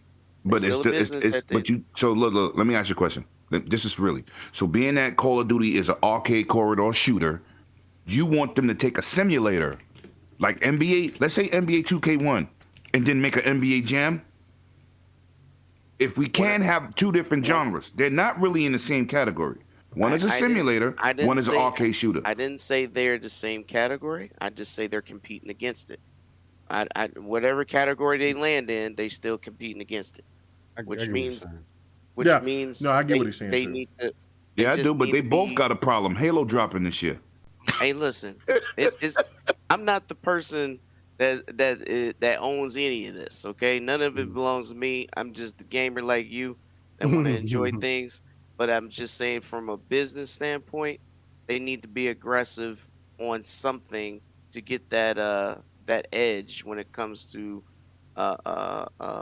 player base, market share, whatever you want to call it. Agree with you, but they didn't have a financial hit. Didn't like this man Call of say he Duty. had to go? This man had to go. So I mean, we're gonna No, get but he this. Is said gonna be a something. deep discussion He said amongst something, us. K-Mega, but Regardless, yeah, he act like Call of I'm Duty not- lost money. They had no choice. I'm not tripping on that. I'm just saying in general. Well, if everybody you wanna agrees be the king- with what me and Lemon thinks, I'll play devil's advocate because I mean this is the I understand both ways, both perspectives. So, Get the casual Right, way, I'm but not we know saying- that's not a I'm not casual just- but hold on. situation. So PK, where can they find you at, man? You got to go Okay, do my your work, fault, man. I'm sorry. Yeah, no, Yeah, you good. yeah. So definitely here every Friday here with the family. Tomorrow we be on the Dragon's Den and definitely 4GQ TV on Thursday. And Don't forget the definitely look out for Ubisoft my at 3 channel. o'clock, son. Okay, yeah. So 4GQ Just TV. telling you. I'm telling you. Oh, okay. Yeah. So definitely catch me there, and I'll see you guys next week or tomorrow on the Dragon's Right. Den, and I'll catch y'all later. You have a good night. All And right. Kay, this is not Yeah, disputing what they saying, but y'all not vested. You looking at it from, oh no, that's too much for that because you don't play it. Well- That's like me arguing with. Well, let me finish. That's like me arguing about a game. Like he talked all the Nintendo stuff. A lot of Nintendo stuff. I'm a straight Nintendo fan, not a Pokemon dude. He loves it. So I ain't gonna say nothing. I don't have a view. But I'm saying you know what I'm talking about. You No, know I what know, they had yeah. to get back to. They've never skipped a beat financially. Not once. Call of Duty had to find a way. What they did was make Warzone free to get you to buy skins. Yeah. Halo Infinite's multiplayer is free too. Well, I got more Battlefield points, is but I want to hear what everybody else got to say. But go ahead, finish your last point though. So go ahead, make So a point. what I'm saying is they went back to the roots. The last two games, people complained. I said that already. I'm not gonna repeat myself. Right. But they went back to the roots. Battlefield players want Battlefield. What I told you about Ghost Recon, you say, yo, I thought it was dope. I said, but the Ghost Recon community don't like it. Oh no, and it showed in sales. So what I'm telling you is, from a hardcore standpoint, those was hardcore games. Rainbow Six Siege, Rainbow Six Vegas, original Rainbow Six on PC. They have to keep the nucleus together. Those are not casual games. Neither is Souls-like games. What did you say about that game shown the other day? Man, damn, why it had to be roguelike? I'm not really into that. But it looks interesting enough for you to say I want to play it. But that's still not a genre. What you talking about? You ain't talking about Souls-like. Eternal. I meant Souls-like. No. You said one roguelike they or show- Souls-like? I think he meant to say Souls-like. Oh, I- okay. He said, Souls-like yeah, is a Souls-like, rogue game. No, it's different. Yeah, will you die 100 times and start from the beginning, or you lose all your parts? That's what Souls is. That's a roguelike game. That's the genre. People call it Souls-like because they're comparing it to Souls only, but that's a roguelike generation. But what I'm saying is, you saw a game You don't like those games, right? What did you say? Damn, I wish, I'm not really into that, but damn, that looked good. What was that game that they showed? Yeah, Eternal Ring, yeah. Elden Ring. Right. I mean, Elden Ring. Yeah. Elden Ring. So what I'm saying is, Battlefield is a simulator. They're not going to get the masses of 18 million sold, but it sells like 15. That ain't no drop in the pond. People today is wrecking on Battlefield 1 and Battlefield 5. You know why me and you don't really play? Because we tired of World War II aesthetics. We're tired. But so they went back to the roots. One of the most successful franchises ever they did was Battlefield 4. People, Bad Company 2 was good. Yeah, Battlefield 4 destroyed it in sales. Destroyed it. They went back to the roots. This is the game that me and KMEGA wanted. The hardcore. Dudes nobody want to take a pistol and shoot you 7 blocks down and kill you with a headshot. That's Call of Duty. Stick to that. Y'all do that over there. When you want to fly helicopters with real controls and not controlled like a bungee cord, you playing Battlefield. You want to get real tanks and stats and particles and blow out the side of buildings and shoot people trying to snipe your windows? That's Battlefield. But they went back to their roots. I'm giving them $120. Period. They could take my money. If I have $125 in my pocket, they getting $120 of it. They brought it back to what's made that series successful. And it's not for the casuals. But also, Rainbow Six ain't for the casuals either. It sold over 30 million copies. So you can bring in casuals, because that's not the hardcore people that follow Rainbow Six. This last Rainbow Six Siege is the most successful Rainbow in history, and that's not all hardcore. The casuals are playing a hardcore game. It can be done. I don't care about the money, man. Play a game, man. Play your games. If you don't like it, wait for a sale. Wait for a Game Pass situation. But don't harp on the dudes who's been waiting for this for years. Right or wrong, Kay? Please tell me I'm wrong. We've been waiting for this moment. You spit mad bars. I mean, because this is kind of essentially what I was going to bring to this too. Because it's like people are throwing that whole conversation of, it doesn't have a campaign, it's multiplayer only. You want me to pay $60, $70 for it? You pay $60, $70 for your single player only games, don't you? You say that on your show. And I said, I was gonna Rain, I didn't want to steal your thunder. I knew you was gonna repeat it. And he's factual. You would pay $70 for your single player RPG in a minute and don't say nothing. And then argue with me, it's because of these X amount of things why it's so valuable to me. Then why can't you understand why a multiplayer game is going to be more valuable to me? Let me tell y'all, let y'all in on a secret. We better get some more church. We better get some more church. You know the reason why I've skipped over a lot of single player games? Like I had Paul come to me, he was like, yo, how'd you skip Mass Effect, man? Why did I skip Mass Effect? Because I was playing Gears of War. Because I was playing Halo. Multiplayer-centric games that I was lost in that multiplayer scene. Why? Because I was playing them competitively. I did not have time to play single player games. Ain't that what I told you about me? You cannot tell me Battlefield. I've been playing Battlefield since Battlefield 2.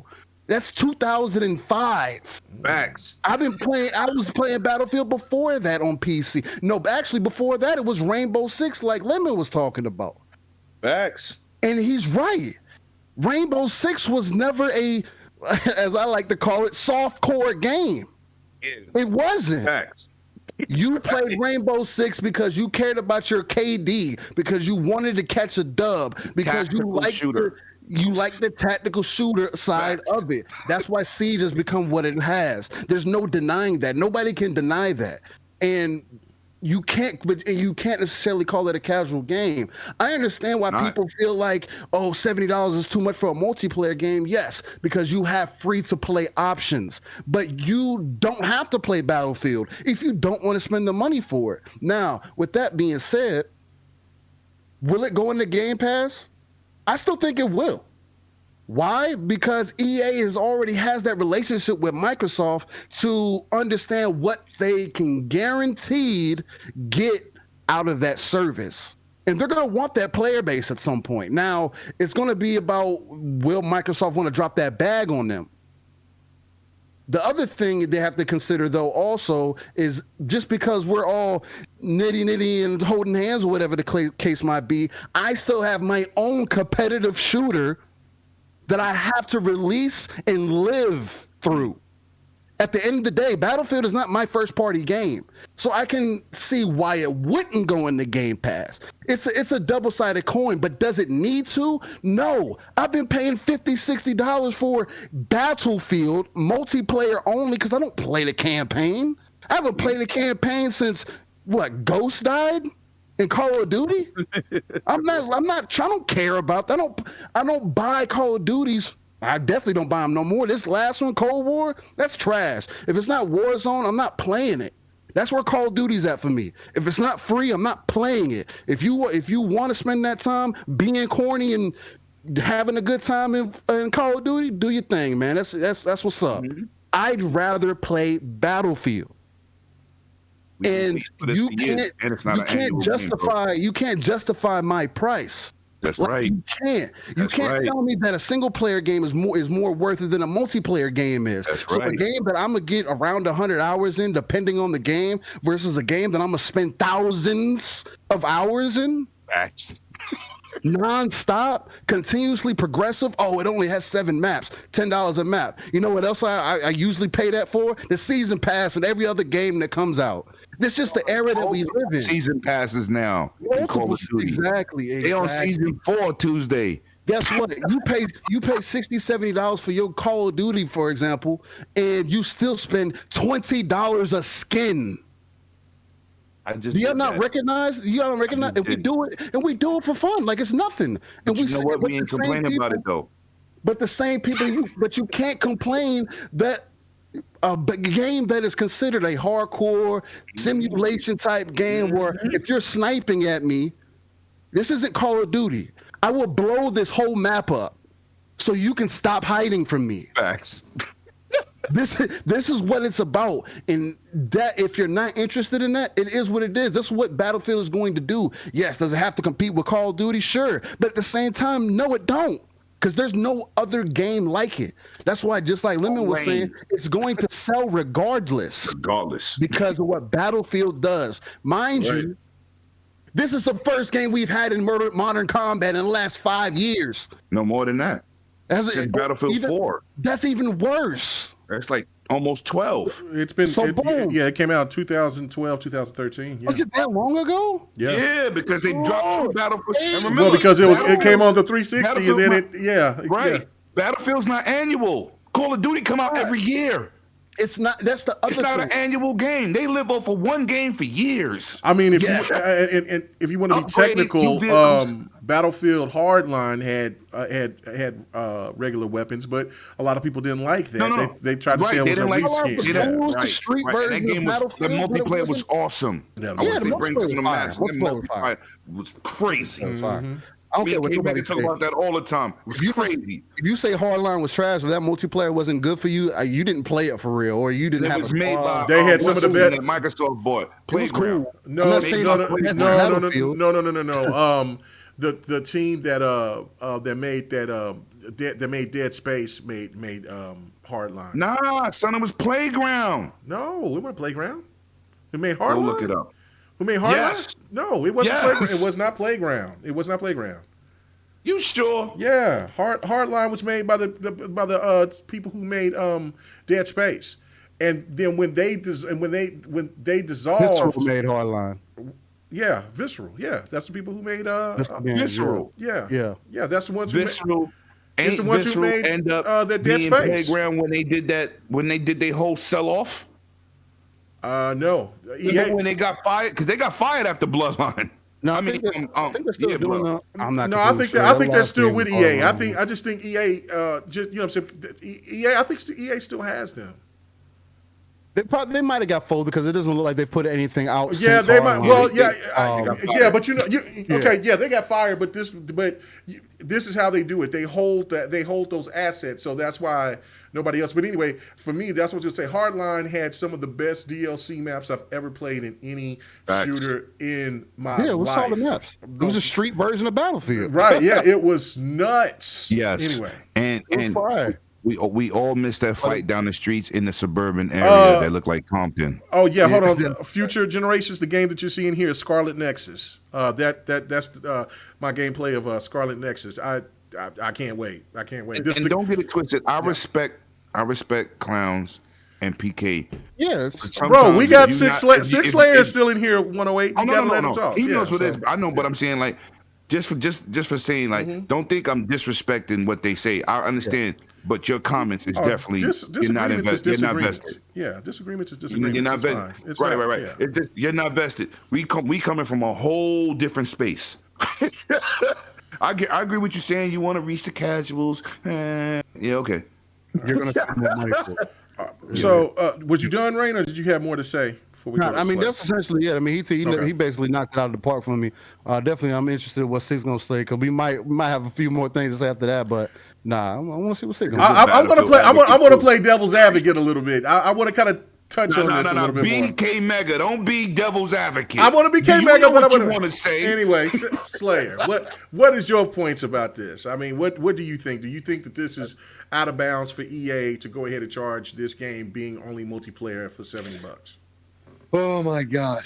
Well, first off, okay, so value of the.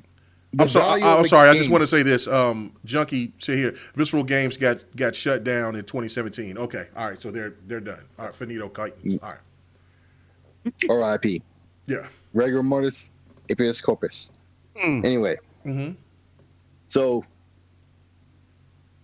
there's a forever debate about the value of a game. We had this discussion most recently with Returnal. What you get for your money. There's a perception that you have to have, quote unquote, the complete package to get your money's worth, and anything under that is just is substandard and is highway robbery and is to be debated, and all these things, right? And this is happening once again. Let us not forget, because y'all forgot. Battlefield 1942, the original, nearly 20 years ago now. Preach. It too was multiplayer only. That's a fact. Quake 3, multiplayer only. Unreal Tournament, multiplayer only. X. Okay, more than 20 years this has been going on. Right. Yo, we've turned this into a whole different debate where there's sides in that. Yo, Bonzarelli, right, has one point of view. He expressed his point of view. Now he's being hounded for it. I respect it. It is what it is. Like, what the heck? What the heck is this? What part of the game is this? Mm-hmm. All this talk back and forth for something that that the gaming community has accepted for over 20 years. Come on, man. Battlefield, to me, I feel, I don't want to say slighted, but it's like, oh, I heard that there might not be a single player. That's a shame, I feel, because I like the plot in 3 and in 4. I like the plot in all. Yeah, but those two in particular, I'm just giving the example, right? And the way they connected them, I didn't think that was going to happen, right? Mm-hmm. But they do it in an elegant way. For the sake of the plot, it makes the plot a lot better. In fact, right? Yeah, they had a plot. Yeah, they did. They had a plot. Damn, that man been all up in that multiplayer. Damn, bro. I don't play. I'm not joking with you. No, they had the single players were dope on 3. Yeah, but go ahead. So listen, the connection between those two games now and I theorized about this before. Remember, 2142, because when you talk about Battlefield. Never hit console. Right. Never hit console. When you talk about Battlefield 2, the game that really, it's not the trope namer, it's the trope codifier. Shout out to tvtropes.com. Check that website. Okay? It's not the one that made the rule. That was Battlefield 1942, right? But Battlefield 2 is the one that all Battlefield games thus forward emulate. That's right. You have the commander and the squad leaders, and only the squad leaders can talk to the commander. The squad leaders talk to the squad. The squad can only speak amongst themselves. The commander is giving orders to the squad. Attack flag A, B, C, vehicle, where it made it a concerted war effort between two or more sides. A simulation, right? But still, you know, not like, you know, it's like the difference between the old House Recons and the new one. Yeah. You know, it's more tactical versus arcade. And Battlefield was more tactical. It had its arcade elements. I mean, look at the trailer of this new one. Dude jumping out the plane, using the rocket, then gliding right back into the plane. Hey, people do that in the game, and look, they winking, nodding at it. Okay?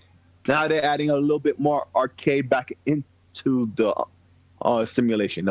Apparently, you know, they're messing with the balance there a little bit, right? And when you have up to 128 people on the map, you got to. People are going to start to die like fodder. That was the dark element you saw in the CGI trailer, right? How many people? I felt that. 64 versus Can I add something to that? Battlefield 4, to reach more average person, it didn't launch with Team Deathmatch. They added that later. To bring in more casual people. Because it's not a Team Deathmatch style game. It's an open area environment of war. Yep. You know, but they did add a Team Deathmatch. They made the map smaller. Remember, Battlefield 4 made the biggest adjustments in the series that they ever had, giving you the smaller capture the flag maps with the Team Deathmatch. Go ahead, Sick. My bad. Just had. No. That was great because that was an example of a 3-4-3 moment where they got down and had some problems, but they worked it out. A Master Chief Collection type of situation where they had great intentions. They fell flat on their face. They picked themselves up. They dusted themselves off and got to work. And that was a perfect example with Battlefield 4. Okay? And when it comes to the online, Battlefield 4 did what Battlefield 2 did for the series as a whole. It hooked up the online. It fixed the old code up to be up to standard. Okay? There's a dude, I wish I remember his name, but I post his videos all the time where he does all types of analysis. He most recently did about these high DPI mice and other equipment that you use to see about lag and stuff. But I first learned of him where he was doing, videos about the servers on Battlefield. Now, servers, the private dedicated servers you can rent and host your own parties? Yep. Oh, okay. Right. Those very same servers. This is true. Right. And these servers improved to a point now they lay a standard for all of us, for all FPS games. Gamers got up on that because of what happened with Battlefield 4. Battlefield as a series has always pushed the standard. Now we're up to 128 players. And this is why and now you see this affecting the gameplay. People are going to start to die like fodder, and you saw it happen in the trailer. I felt that moment of dread where like people are dying all the time. It's like, wow, that's crazy. And it'll be waves of people, with all types of weapons and in this huge environment. It's different than we've ever had before. And I've been playing Battlefield in LAN parties for years upon years. What they have here is really something special. And, the last thing I want to say is people like to compare Call of Duty and Battlefield because those are the top two. And Call of Duty will have a run of a couple years, then Battlefield will come back and be back and forth. Right now, it's just Battlefield's turn, especially if this new Call of Duty is World War II. Nice. Because they could have been very different with one simple change with another modern era game from Call of Duty, and this debate would be totally different because then it would be two viable games going head to head, and the real gamer would want both, and the real gamer would be real mad that they have to spend this much, right? But now I've just ranted on about how great Battlefield was. And at no point did I complain about the money I spent on the game on expansions and DLC and all this stuff. You know why? Because I got my money's worth. Even when Battlefield 4 was on its face flat, broken, it was still fun to play. Hey, Mega, All right. I got a question for you, right? Well, okay, go ahead. What was the biggest thing with Call of Duty? I'm just a little phrase. Wasn't it boots on the ground? Yeah, yeah. Yeah. How many times did they fall on their face before that? Well, I wouldn't say fall on their. I wouldn't say fall on their face. Well, they lost them. They lost themselves after. No, it wasn't Ghost. Ghost did well. Ghost did well. That's not true. Ghost did well.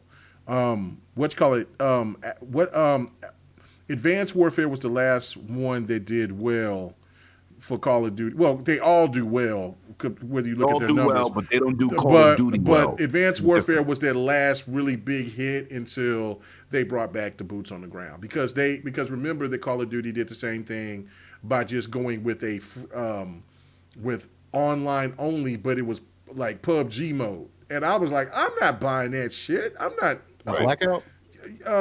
Was it Blackout? I don't know. I didn't even buy it because I bought the fire. It was fun. Yeah, no, not for me. Not for me. I'm not big on PUBG style of play anyway. So I'll play. Yeah, he doesn't like Battle Royale. I'm not a Battle Royale fan. I respect him for that. But guess what? He's not out here bashing it. No, and I'll play it because my homeboy will play it. But you know what I'm saying? Right. But it ain't my thing. We had fun that night. We had fun playing with your boy. Yeah, I had fun playing PUBG. You know what I'm saying? But it's just. But just for gotta me, play with the right people.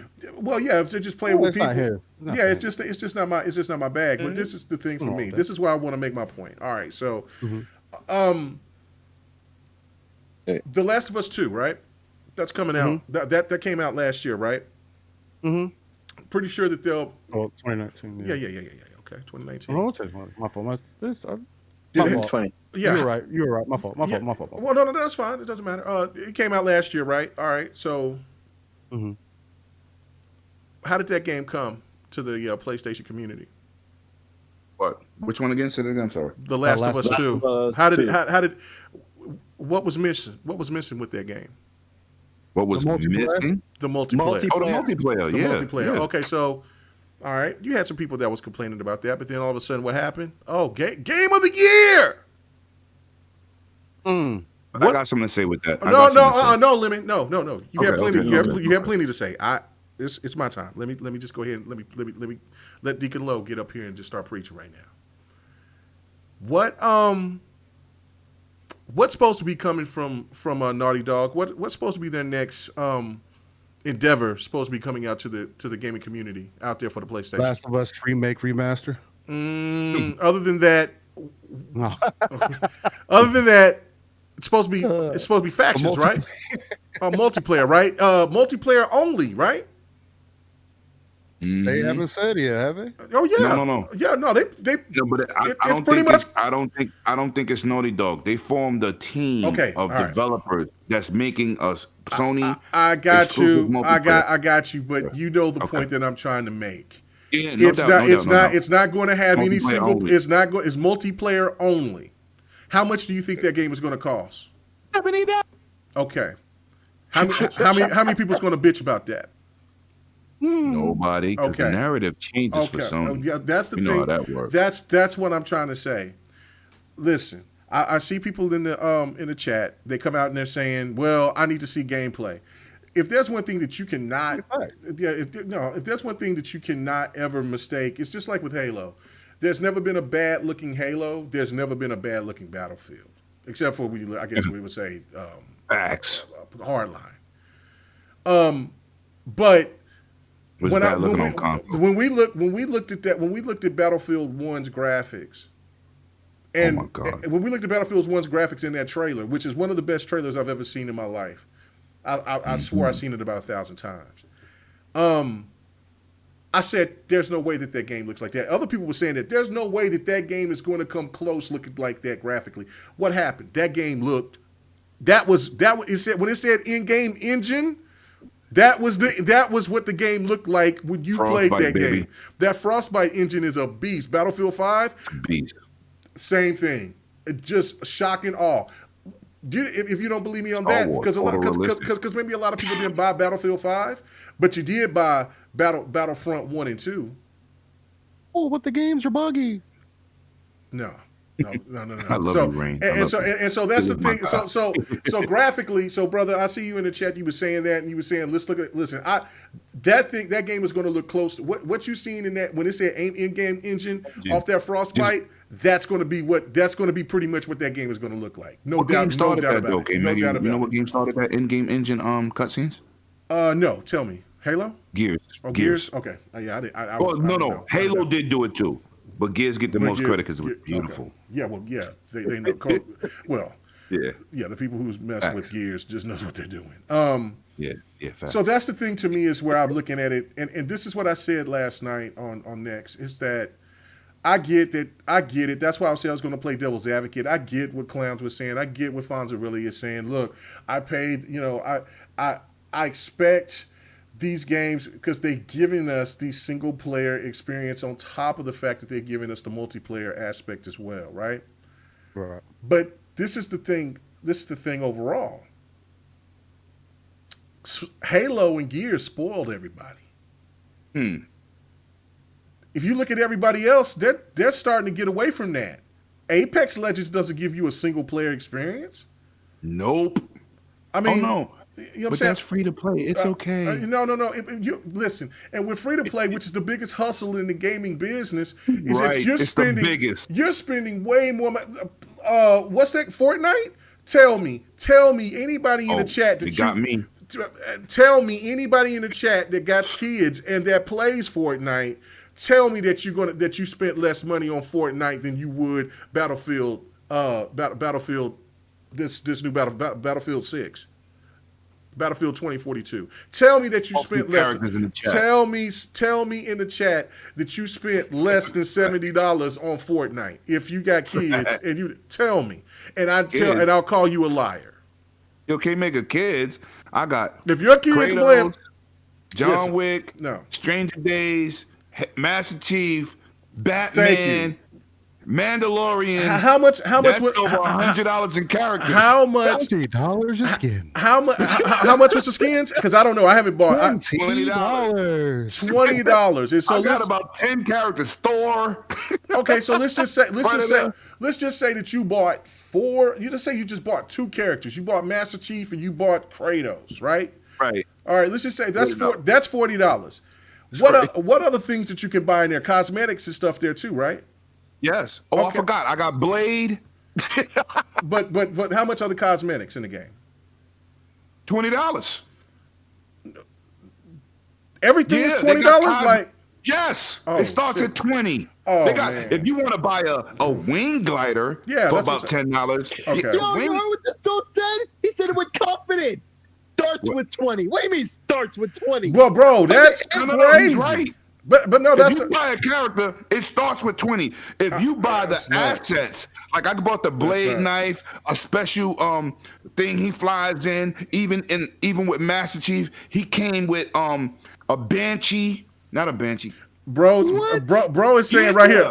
Okay, so having a glider, you have these different parts. This with confidence, like oh my god, But hold on. Let me just say this because hold on, wait. I'm over just making this point because this guy named Drew is coming in here saying, well, Fortnite first hit is free.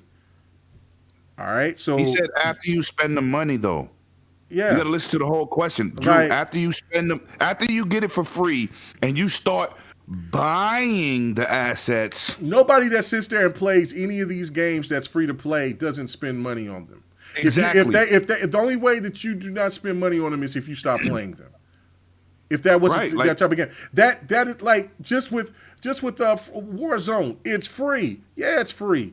But look at all them dope ass skins that they have. You telling me that you don't spend that little cash for it? That's right. I just spent $40 for characters. So like I don't even want to hear that because to me, Free to play $40. is the biggest gimmick because you go in there and you're going to pay hell of a lot more than what you're going to get coming out. What about Overwatch, KMEGA? $65 game, and they make more on skins than anyone in the game. And listen, some of you horny Pop-Tarts out there, y'all gonna definitely jump out there, and that's why they make them characters look sexy, they got thick hips and all that. So it's the truth, you know man. what I'm saying? So they can go ahead and you can spend a little bit, you know what I'm saying? You don't mind getting that Chun-Li or that one character with the boobs out. That's another two characters that came out, Chun-Li and Ryu. But I'm just saying, just about it now Superman. Yeah. And it's not about it being pay to win. You know, it's not that it's pay to win. He said that's the crack. Hey, Drew can't play. He said that's the crack. It's the options that they give you. Like having a free to play game is great and all, but most of the time you're more willing to spend money on it because you didn't have to do nothing up front.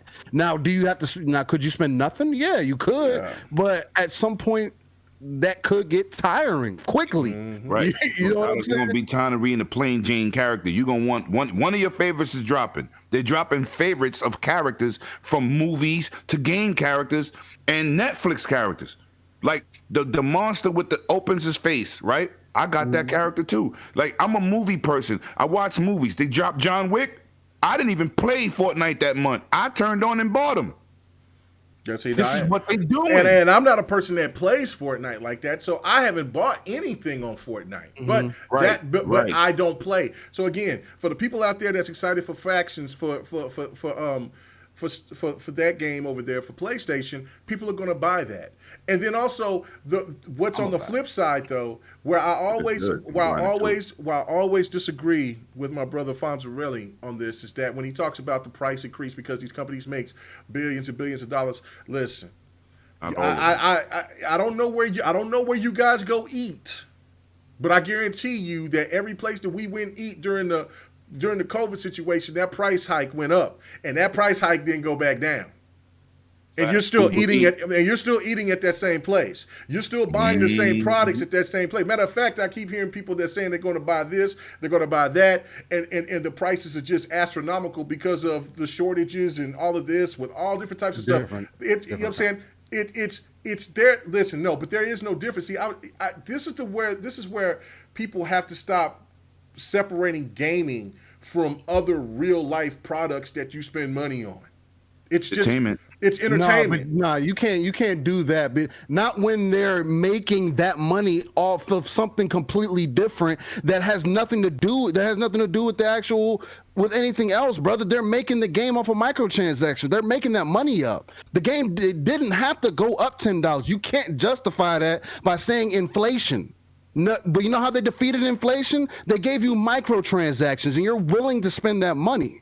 You can't. Like, this is where we disagree. To me, at least, you can't say that. Okay. Because are you guaranteeing that extra $10 is going to the dev? Because that's who it matters, and we already know that the devs don't get paid well already. Devs don't stay in the industry longer than 5 years. I know two devs. And I'm not. You know, two devs. There's millions of devs. Bro, I get that. Everybody is different. You know what I'm saying? I get that, but with inflation, that's not good enough. But hold on, you gotta come up with something different. No, I ain't coming up with nothing different because I'm just being real. Not when you're making billions of dollars in microtransactions. KMEGA, let me give you the best example. League of Legends. There's millions of people who play League of Legends. On average, a player spends $90 a year. They're making over $5 billion a year just in microtransactions.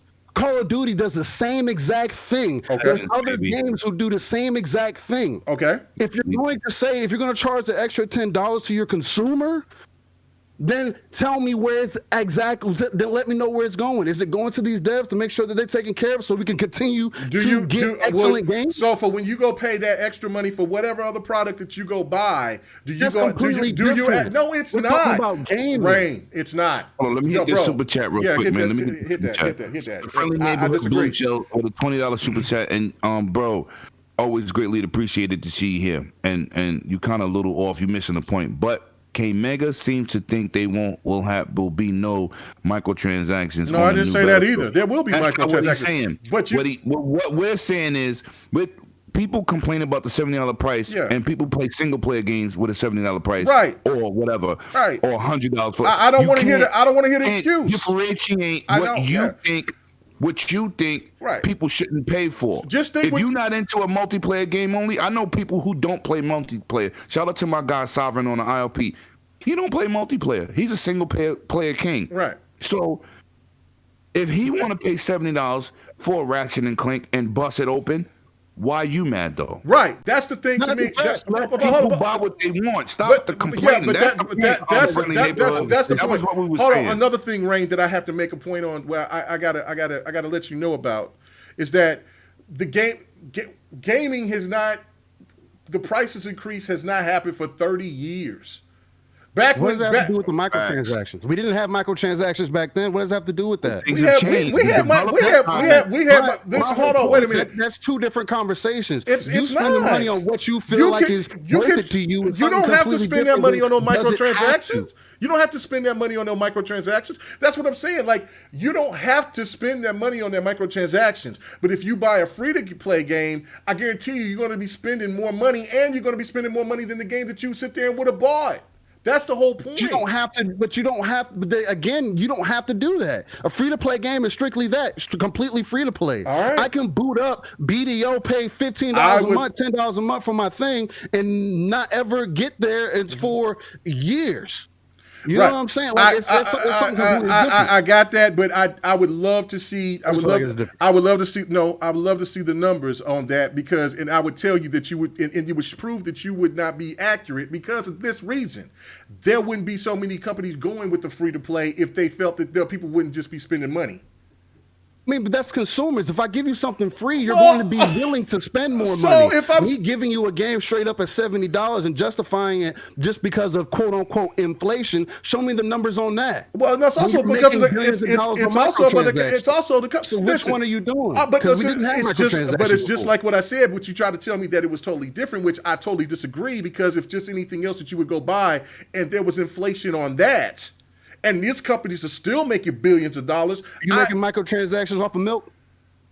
Yeah, is there microtransactions on milk? Okay, so just say this: when you go and you pay, is there microtransactions on bread? Is there microtransactions on any of the but food? You're paying taxes. You're paying taxes on that. You're paying taxes, and that taxes go up. That's default. And that taxes go up. I'm talking about okay, but I'm saying this or this. So let's say talk about a product. You're going to that when you go and you buy that product, whatever electronic or whatever that product is. That's not. Let's not say food. Let's just say a product, right? A stereo, microwave, washer, dryer, whatever. And you go buy that, right? You've already paid the money that they've already had, and then you go up there and they say, well, we can give you a warranty for this much. Isn't that considered to be a microtransaction? No, because you're covering your product. I wouldn't consider that a microtransaction. Come on. So I'm just saying, aren't you paying extra on top of? You're talking two different things. No. That's guaranteeing your product. Microtransactions don't guarantee your product. It's an add-on to your experience already. If I don't like that game, I can trade. I can sit and get my money back on that game. You can on PlayStation. Yeah, you can. If you sit there and you take it, you can. You can't on certain games. It's not guaranteed. Yeah. Okay. Oh, yeah, it's over here on Xbox, and even on Xbox, it's not guaranteed every time. And Jay Slayer, you do pay taxes on food, man. I just sit here and was watching. Now, certain states are laxed on taxes. You know what I'm saying? Taxes in New York. Taxes is different. I want to move where you at. Yeah, you know what I'm saying? So I don't want to hear that. Maybe like not it's the different. supermarket. You know what I'm saying? But if you go to a restaurant, you go to a chain. Yeah, you paying extra. You paying them taxes on that. So listen, this is the thing overall is that. If people say that they can make a choice on free to play, then they can make a choice if they want to buy the $70 game on Battlefield. Facts. That's a fact. So again, so I don't want to hear about because you're going to spend the money on it. You're going to get the game. You just said you was. So why are you going to get mad about it? That's the difference. Oh man, nobody's mad about it because I already told you I'm going to spend the money. I'm going to spend money on what I feel like is value to me. I'm just speaking as overall for the and that's consumer. what I'm saying. And that's what I'm saying. This is how it comes across. Gaming in total is making money from a completely different area. Is it for every game? No. That's why we still see the price going up, fluctuating between $60 and $70. Now, if it goes to $70, it is what it is. It's not that big of a thing. It's $70 for the people with the new consoles. It's $60 for the old consoles. Yeah, for Battlefield, yeah, for that. Okay, right. If you just talking about that example, but we already said that we all gonna buy Battlefield. now, this would be a different discussion if people all around the board had to pay $70 for the both versions. And so that's, to me, it's just like, look, I sit here and I spent $500 for the best quality. I spent this money for this television. I spent this money for a monitor. I spent this money for this and that. I want the best. And if they're going to give me the best, and listen, for the whole people that wants to say, well, old generation, take away from that's bullshit, because you played Battlefield 4. You played Battlefield 4 on the 360. You played Battlefield 4 on on the Xbox One and PlayStation 4. That game was completely different. There was a whole bunch more content within that game, just for because of the horsepower that was in those new consoles when that game came out. So I definitely expect to see the same thing. The one thing that you'll agree with me with is that Battlefield don't cheat people when it comes to the content. The game is not annual like Call of Duty. The game comes out like every 2-3 years.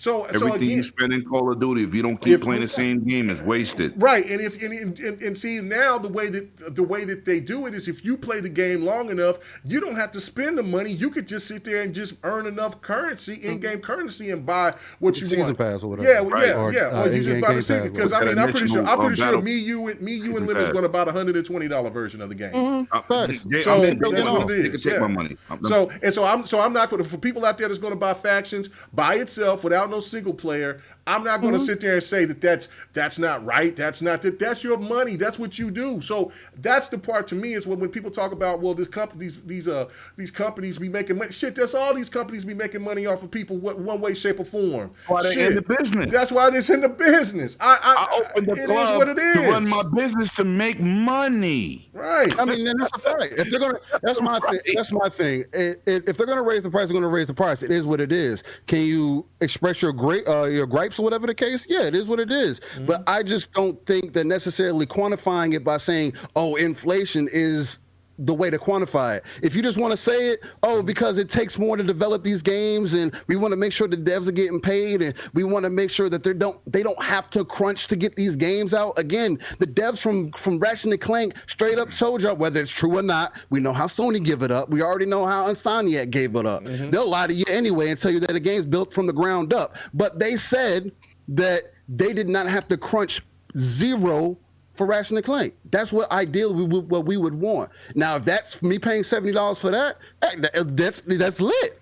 Bet. I'm 100% behind that, and that's my whole. That's my whole thing. But other than that, I agree. If it's a game, I feel like it's worth it. It's worth it. No, I get it, but I'm just saying overall, it's like, look, single player games.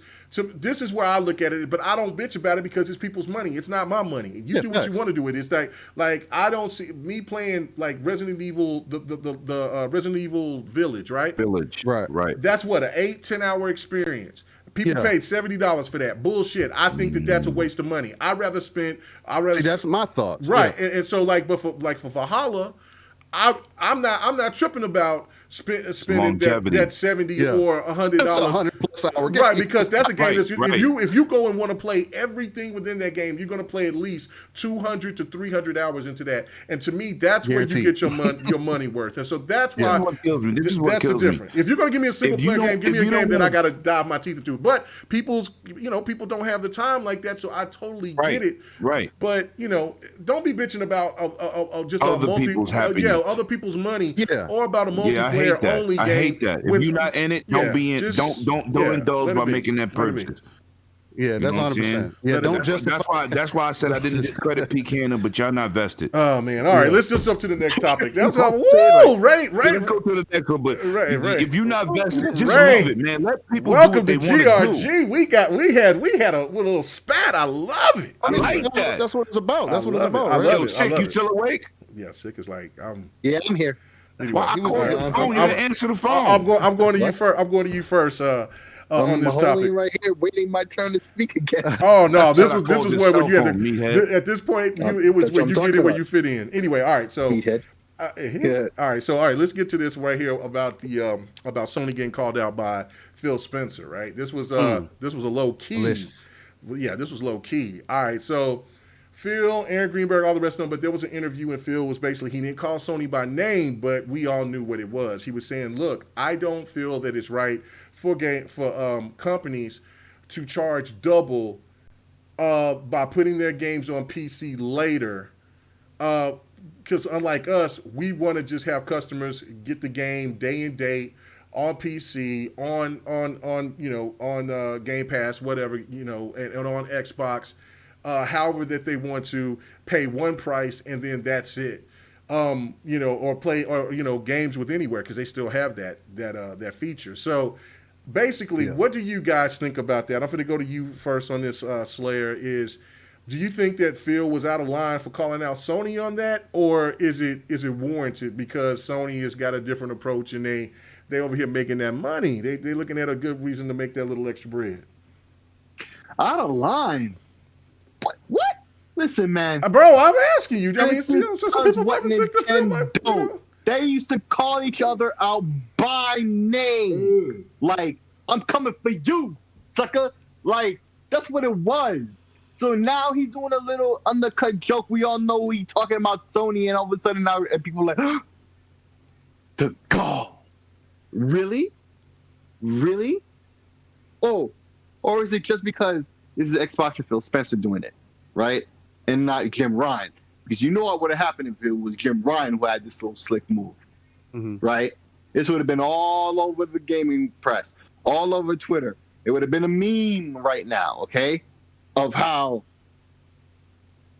he made the other side look foolish for selling the game twice, making you wait for it on top of that.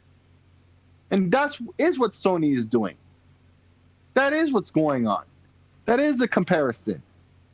And before, last week, like I said, the only reason it's the fact that these PlayStation 5 games are coming to PS4 looks like an L is because of the narrative these fanatics created, where they turned something positive into something negative. So even when the positive things still happen, because they labeled it as a negative, it gets labeled as such no matter if it's actually a positive thing for them.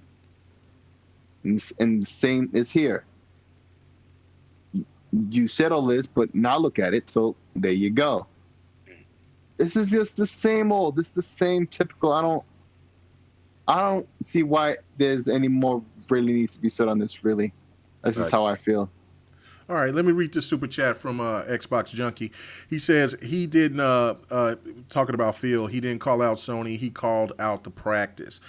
Describing what they do is not calling out others. Listen, I think this is the second little jab that Phil came out on Sony. Technicalities. You know what I'm saying? Come on. Well, no. I mean, I get it. You know what I'm saying? Phil, listen. This is the thing to me about where Phil is, because everybody has this thing about where Phil, he's the nice guy, he's this and that. Where Phil is a great person. Like, if you ever met him, he's a really good guy. But then you have people that wants to say, well, I need Phil to be aggressive. Listen, I feel like when Phil said in that XO thing that we did back at the launch of the Xbox One, he said the same thing about charging that $70 price for the games. He didn't like it then for Sony. He didn't like it. So, you know what I'm saying? He did not like it. You know what I'm saying? He thinks that it's one of those things like, look, we're in a pandemic. We got things going on. These consoles cost $300, $400, $500, and now you want to charge people $70 for these games. Now, everybody's entitled to having his point. Like, I'm looking and reading what Friendly Neighborhood Blue Shell said. He says people should have to spend what they want. But people also have the right to say something is too expensive. Saying that $70 is too much doesn't equal telling people not to spend the $70. And that I get, but then again, you know how social media is. And people will try to stamp this, try instead of people saying, look, it's your money, you do what you want to, but I'm not going to spend that money. That's not how it works. People over here try to make other people say, I won't get this game because that person has a stance on getting it. And that's, to me, bullshit, because I'm not going to tell people go buy the game because I'm going to buy it. Just speak with your wallet. I'm going to speak with my wallet by supporting the game that I've been wanting to play since Battlefield 4 came out. So it's just, and I know that I'm going to put the money's worth into that game.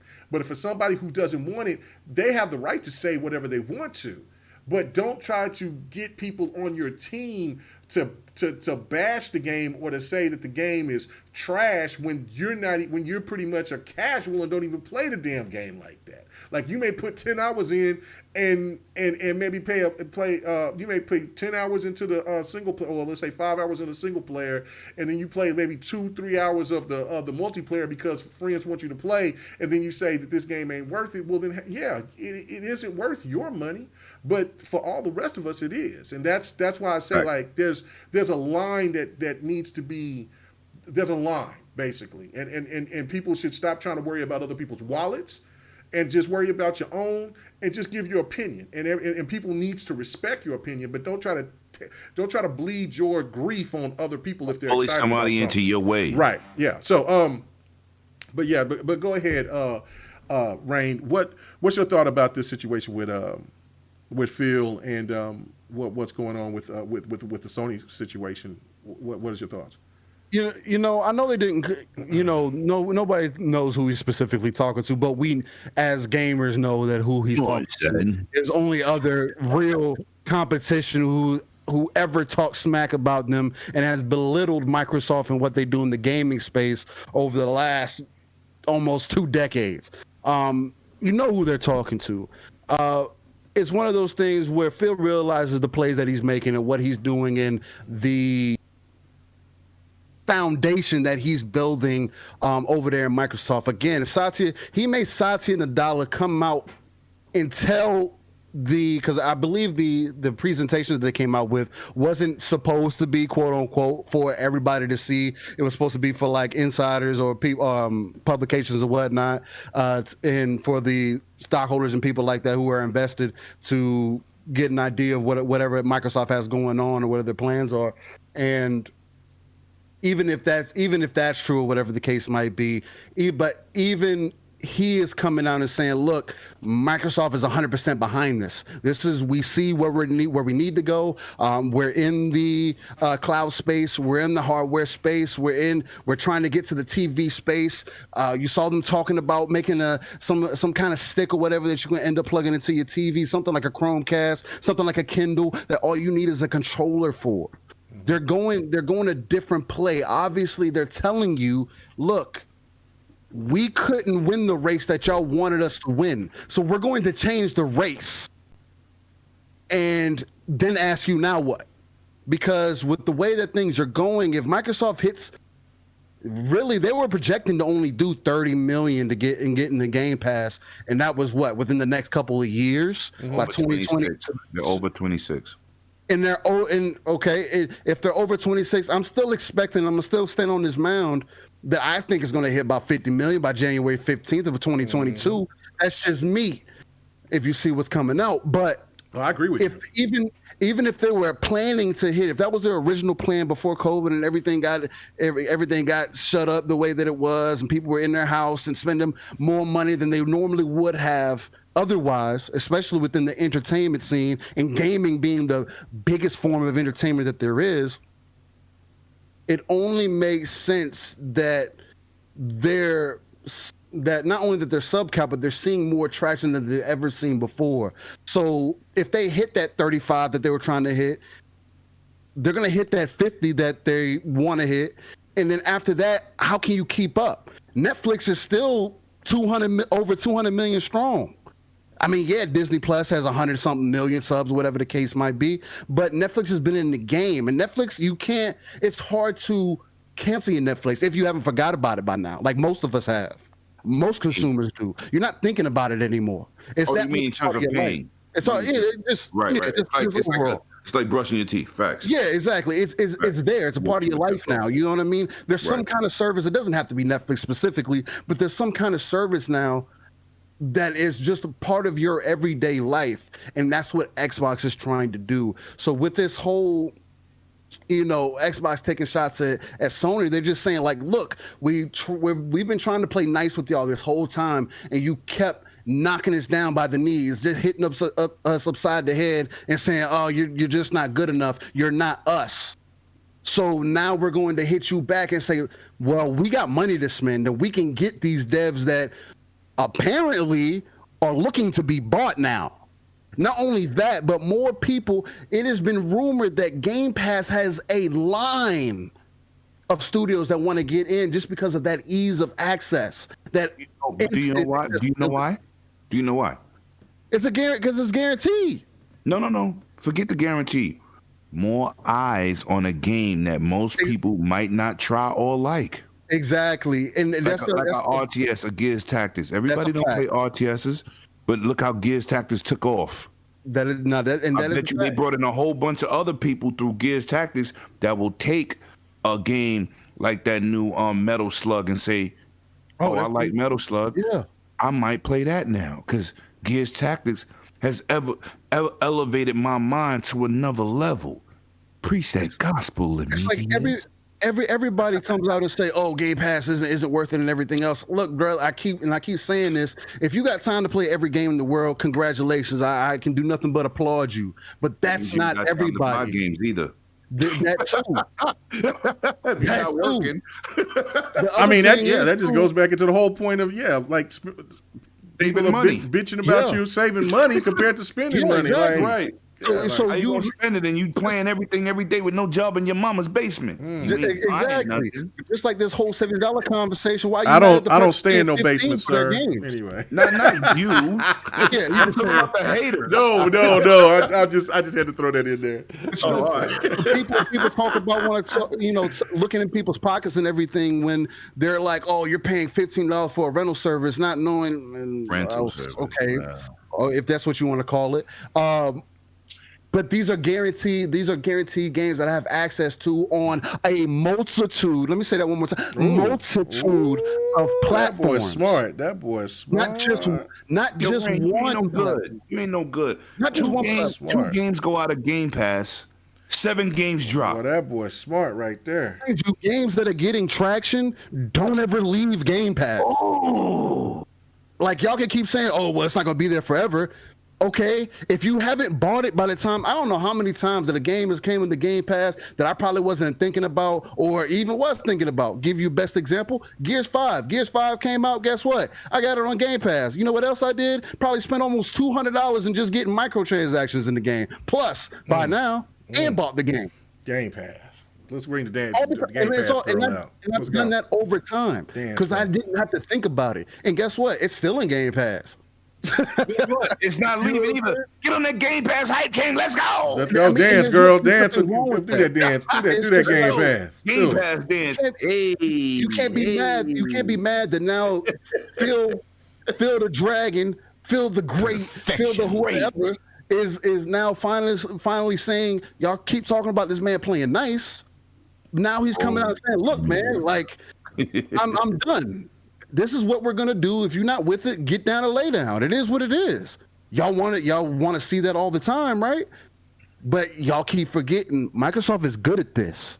They don't have the stigma that they have still in America, and not only America, across the world, because they were seen as a monopoly at one point. And Microsoft does not have a problem. Again, I gotta bring this to y'all's attention. I can guarantee you. Mind you, I don't have the numbers. Somebody correct me. Over almost, if not 90%, over 90% of the PCs around the world probably have a Windows. It's 97%. Yeah, it dropped down like the other 90%.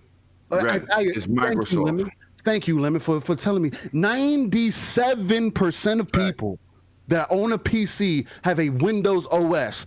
You want to talk about monopoly? We talking about the wrong thing. Hold on, Rain, hold on. Including Apple, because they accept since the last 5 years, they accept Windows too. That's that too. Exactly. Bend the knee. You have options. Again, there's options. Like, don't let nobody fool you. Like, y'all want a competition. We're breeding competition, and it's only going to get better for us as gamers. That's the conversation. Mm-hmm. All right. Great point. All right, so Lemon, go ahead and close this out. We got one more topic before we get out of here. So listen, man, I'm gonna keep it short, sweet, and easy. I'm gonna shout out to my man Hip Hop. Watched his channel yesterday, and he tried to justify this on why Sony does what they do. He said by them not purchasing, or not putting their games day and date on PC, you force PC gamers to buy a PlayStation, and it's working. No, that's not the truth. And I'm gonna, I love my brother. That's not true. I'm gonna have to finish him. Okay. These are the facts. PlayStation community averages out 100 million consoles. This is before Microsoft had the idea or the know-how how to put games day and date on PlayStation. They always had 100 million consoles sold. Right? So you're never gonna force a PC gamer to do shit. Nah. Ever. Ever. Nah. Phil is right. But you know what? They don't care. Because they're a PC company and a console company. Yeah. Now a subscription company with a cloud gaming service that's winning. They don't need Sony to do anything. He made a point. He's correct. And the financials speak. As much money as the Xbox division has made, the number one publisher on the planet with half the system sold, they still the baby of Microsoft financially in terms of generating money. And you know what I forgot? I forgot to do this damn giveaway. So hurry up. No, I'm done. So with that being said, you don't got if you cut that wound and somebody throw salt in it and Microsoft come and give you that nice fresh water to get that salt out your wound, you should be mad at the dude that threw the salt, not the dude that's saving your ass. Shout out to Stadia. Let's go. All right. Okay, so let me go ahead and betrayal. I my bad, guys. I was planning on doing it like in an hour and a half mark, but we got so deep into the conversation. Last topic. Let's go. And then I gotta do this giveaway, man. I gotta keep my word, man. You gotta ask questions. You know what I'm saying? Because me and Rain was having this moment right here, man. Yeah, you know what I'm saying? Listen, a healthy debate. We're going at it. It's a great debate. Healthy. Oh, I love it. I loved it. It was delicious. The slander was delicious. Anyway, all right. Wait a minute. My man is in the building. Peace, love, and life. All right. So here we go. Let's go ahead and do this giveaway. But this is trivia, ladies and gentlemen. So for the collection, for the Ninja Gaiden collection, here we go. Are y'all ready? And the first person who get it right, fight. You're gonna have, you know what I'm saying? I will let you know, and then you will get this. Don't let Wikipedia get you kicked out. Woo! So let's go. All right. So in the Ninja Gaiden games, what dead or alive characters were in the Ninja Gaiden games? Let me get in the chat. Let me get in the chat. Yeah, y'all go ahead, cheat. Whoever names them all wins the prize. Here we go. Oh, look at that. Let's have this next topic. Let's get it, man. It's almost over. Let's go. All right, so this is for the Ninja Gaiden collection. Dragonheart Yobi. This is that. That. Ninja Gaiden collection. No. He's asking me what game I'm playing right here. This is Guilty Gear Strive, the game I've been saying to get. Yeah. Get the shit on PC or get it on PlayStation. Yeah.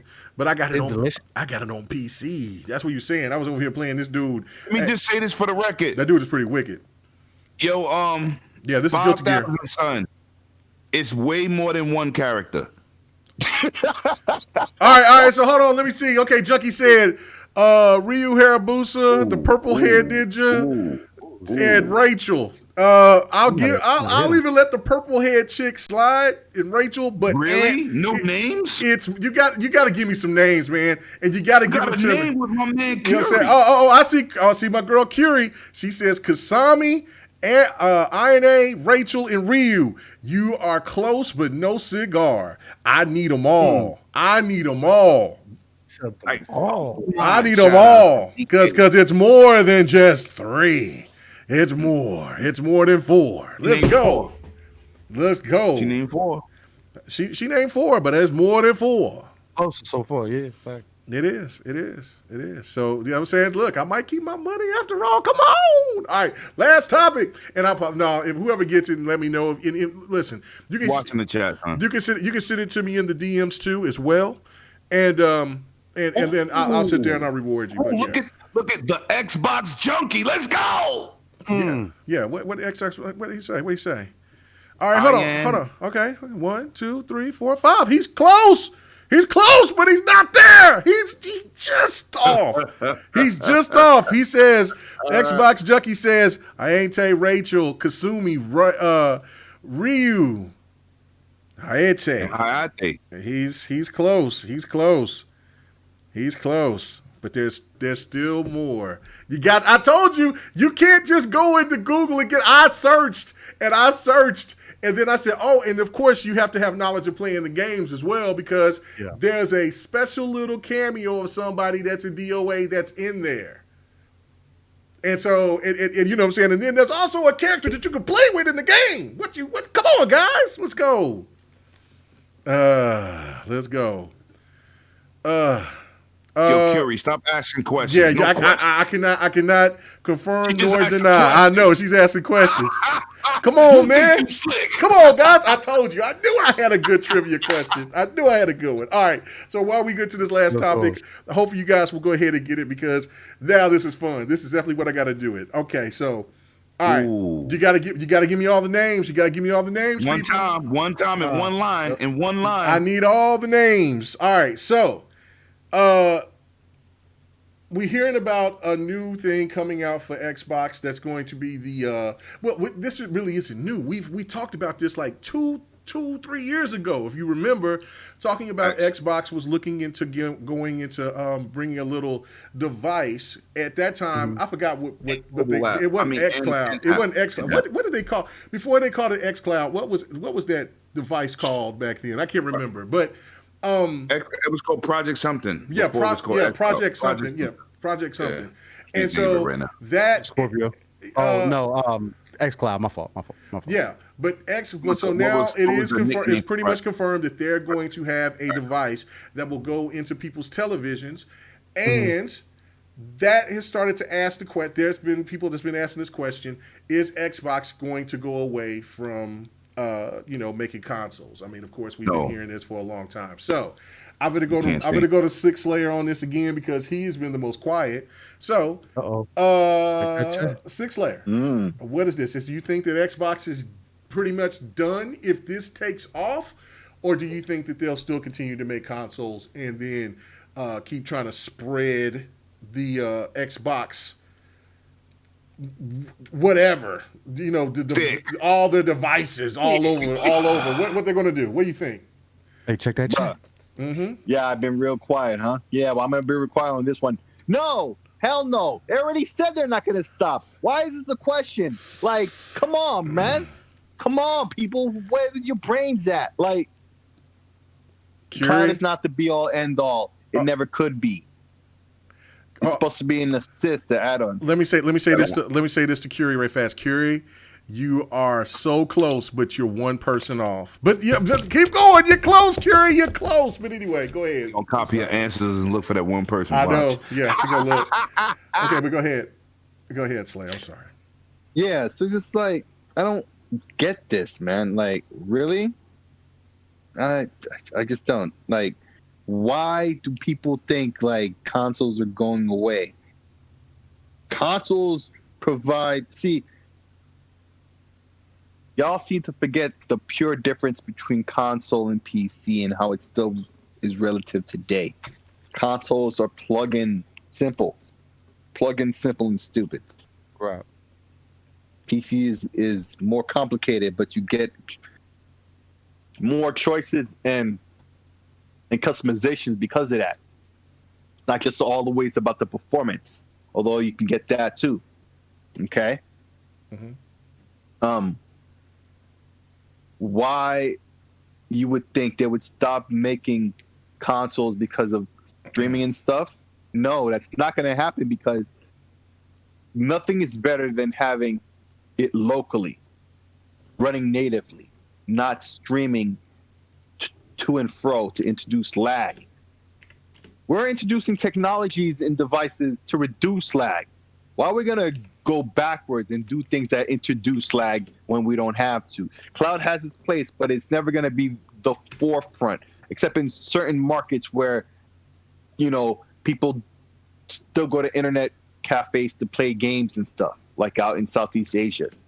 In that market, and as early reports are consistent with this theory, that cloud streaming is going to do very well there. It is doing pretty well. xCloud is doing pretty well in South Korea, apparently, because of this. Right? There you go. There's the evidence right there of this. Like, sure, that works out, but you still want the local machine. That's never going away. That's just not. We have the centralized power to do what you want the way you want to do it. That's what consoles are about. They're not going to ever get rid of that. People have been saying, you know, every industry is different. You think a new paradigm is coming along to destroy the old one. It's not always like that. Sometimes it's just in a company too, you know, to accessorize with. You know, you have Coke, well, here's Pepsi. You know, chocolate, well, there's vanilla. There's always going to be that base choice at very least. It's profitable for them, more profitable for them to have the two squaring off in that manner. That's never going to stop.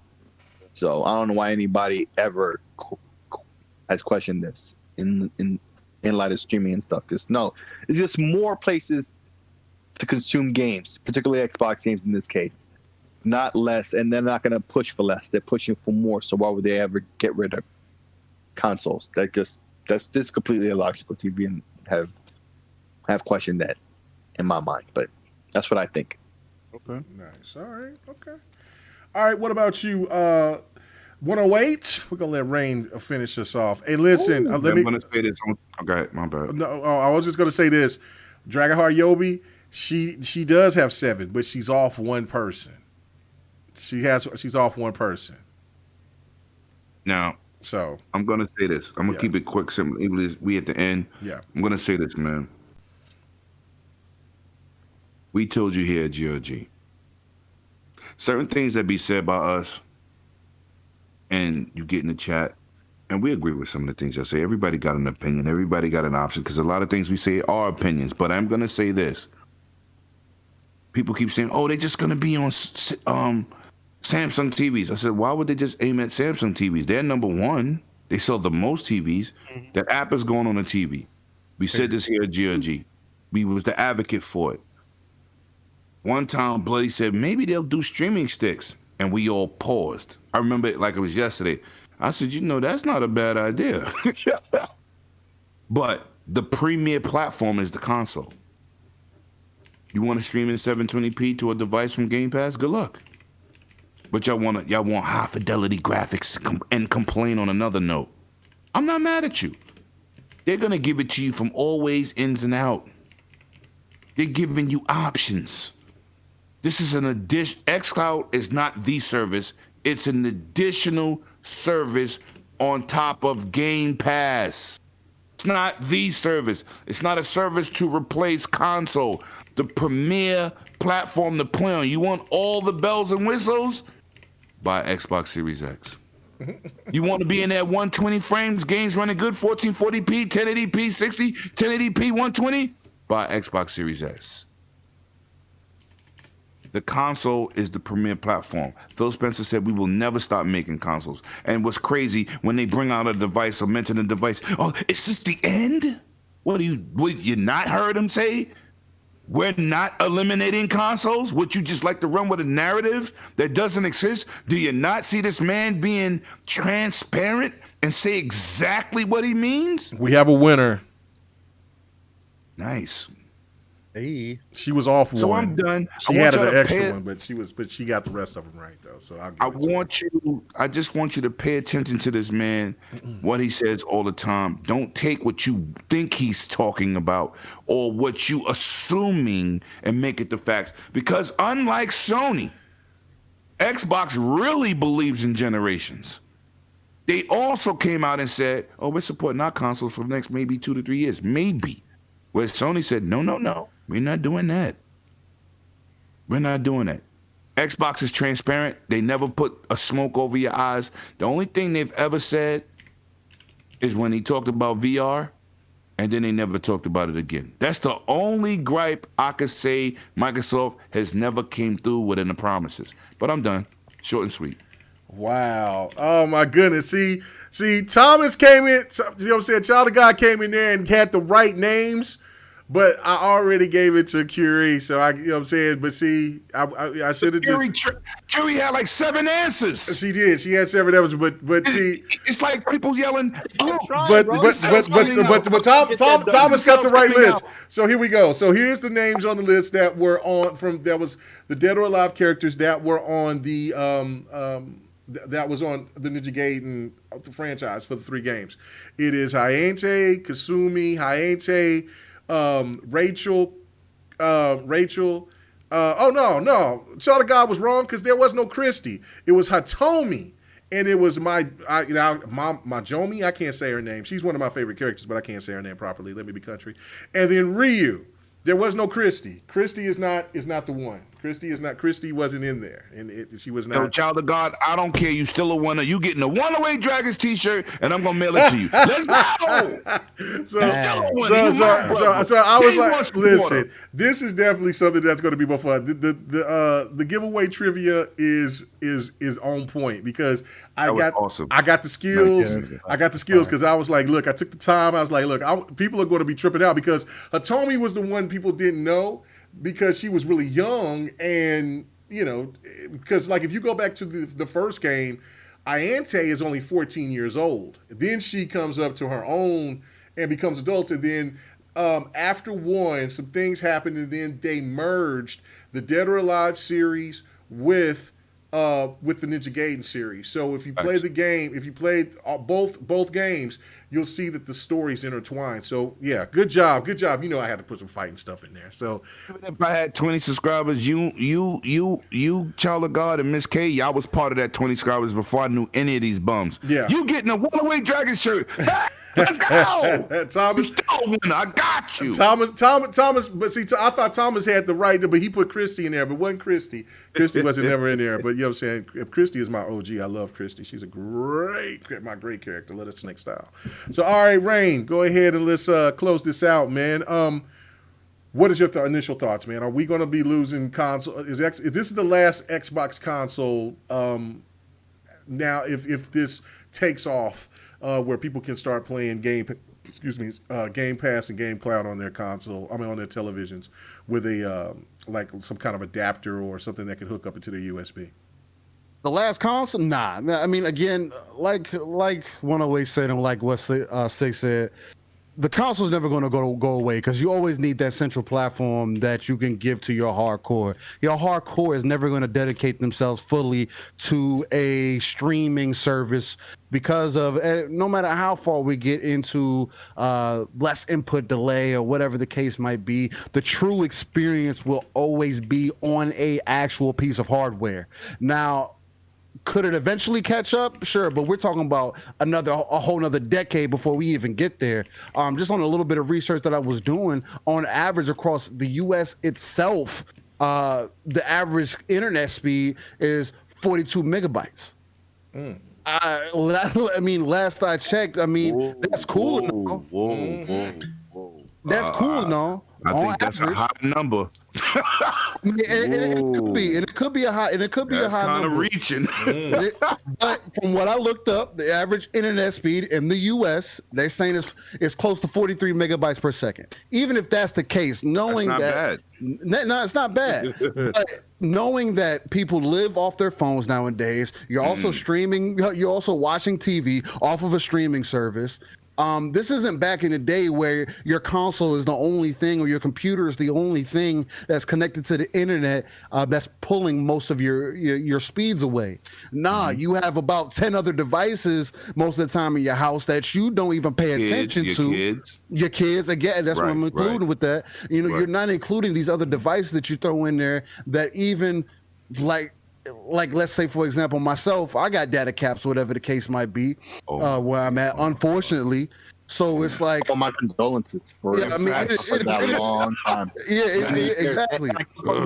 We didn't have that, so it hurt bad. Yeah, and see, that's the other conversation that we could be having too. That I don't feel like we're not ready for the stick per se yet, because I mean, like there's plenty of places like where I'm at in Florida, at least, where we still have data caps, and for me to have a data cap and be streaming online. KMEGA?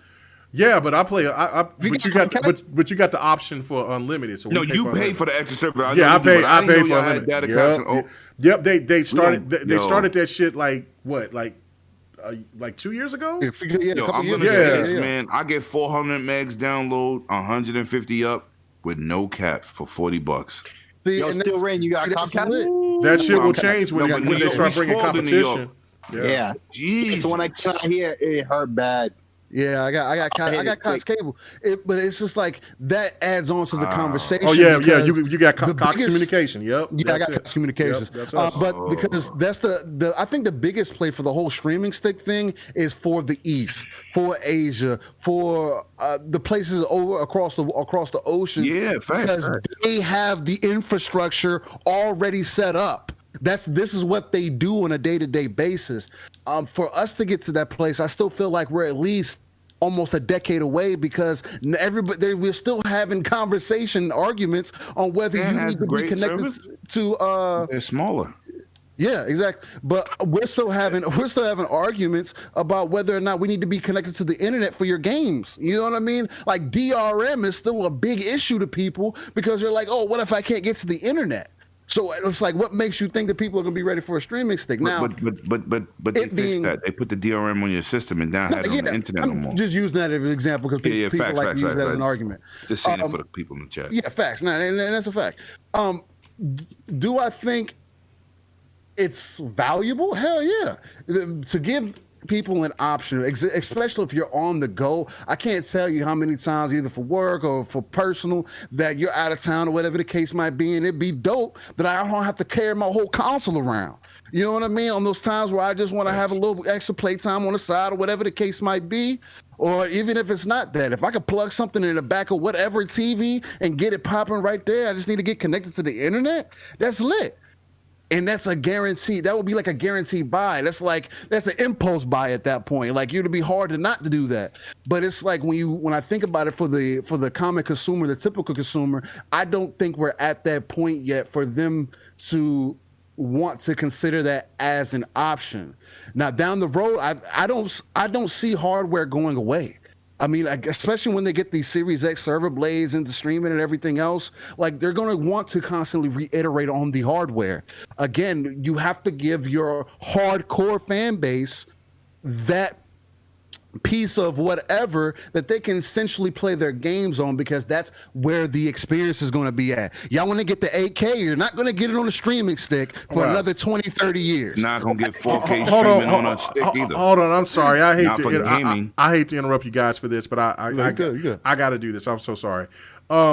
Big shout out to Stone King X. I was on my way to hearing to send this out to Curie's as a gift from Xbox because I was like making sure, I think that's our gamer tag. Well, I go in here and I look and I'm on Twitter and I see that I got a message, and big shout out to Stone King X, man. He says, "What up, KMEGA? Here's another code you can give away celebrating E3 2021." Yo, brother, thank you so much, man. A round of applause, bro, for the support. Man, God damn, man. I love it. That's amazing, man. Thank you, man. Love, God bless you, brother, man. That was because I was looking for it, ready to gift it to her, and I'm like, damn, because he said that he was sending out a code, and I thought he sent it out already or whatever. And no, he said he put it on Twitter for you to put it. Yeah, and I just seen the message. You read it. Yeah, so all right, you read it out like that. All right, so yeah, I know I did, didn't I? So Curie, all right, so let me make sure that you the right person I'm sending this to because that would be what I do. Tell her to email you from the name that's attached to her account. No, YouTube. It should be Curie verification. Curie Series Switch, right? That's you, right? Curie Cosmos, right? That's you, right?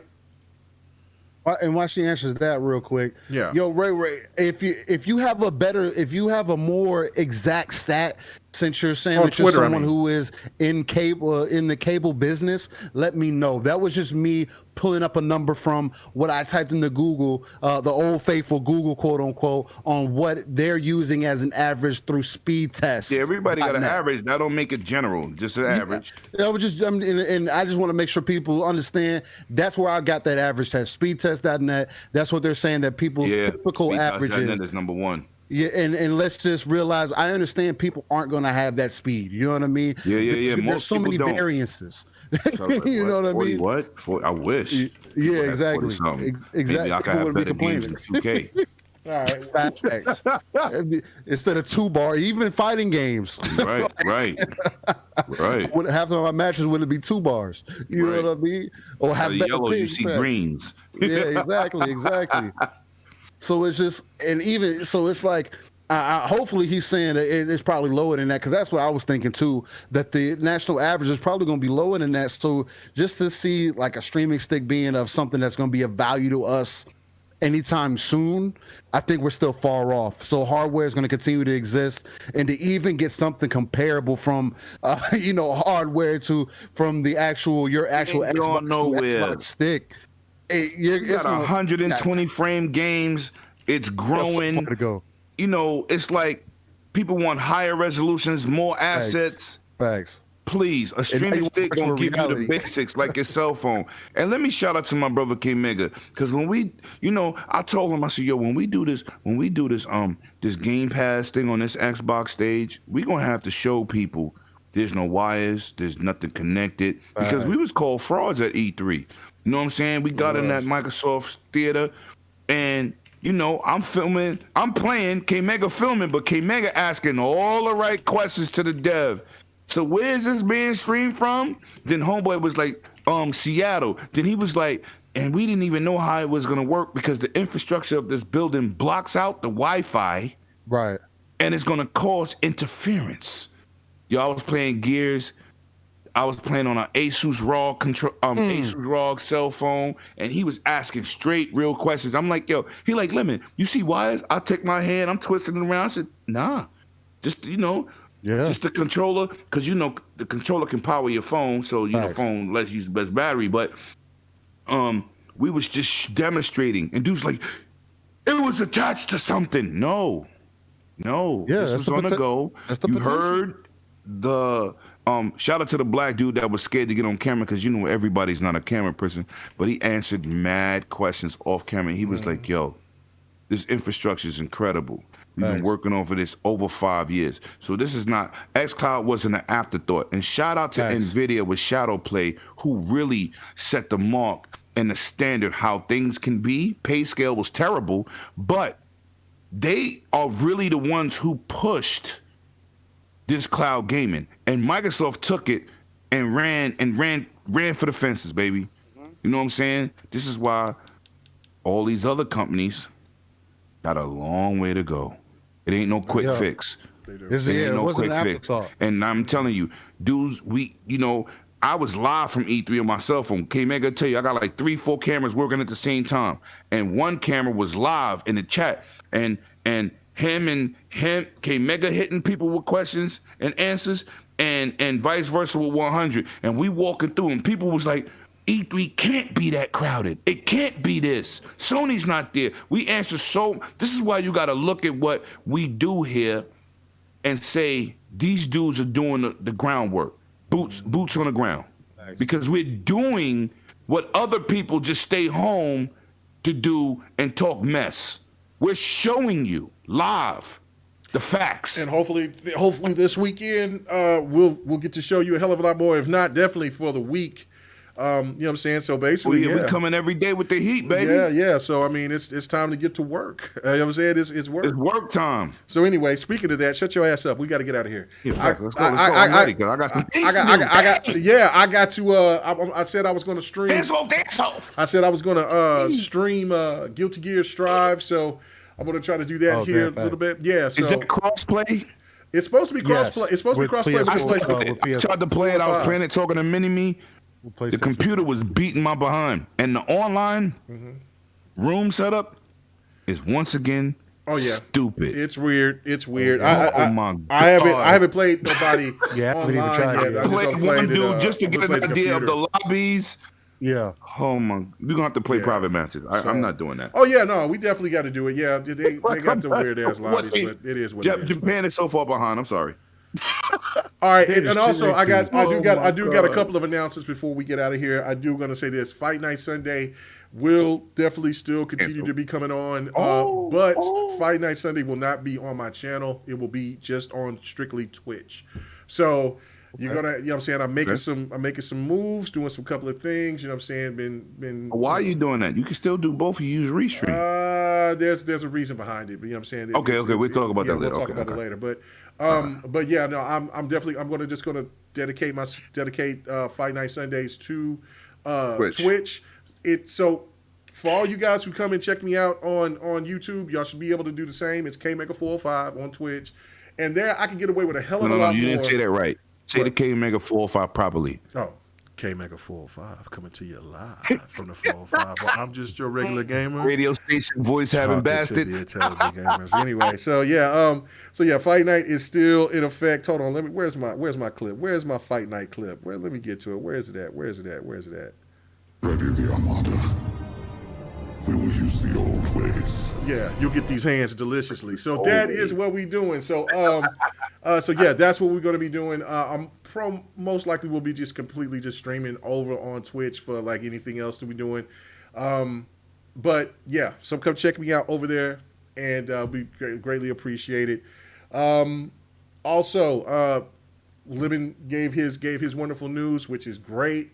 You know what I'm saying? Also got the same thing. You know what I'm saying? So the GRG podcast will definitely be considered media for the very first time. And so this is definitely a good step forward for everybody. You know what I'm saying? Because this is what we wanted. This is what to get it started. You know what I'm saying? I mean, you know, and you know, I've been working hard. You know what I'm saying? Like I said, I made this into a business now. So I'm ready to make this work, and so I'm ready to do this. And then here after E3, here probably about maybe in August, we'll be looking to do that other podcast, the extra podcast. So you know what I'm saying.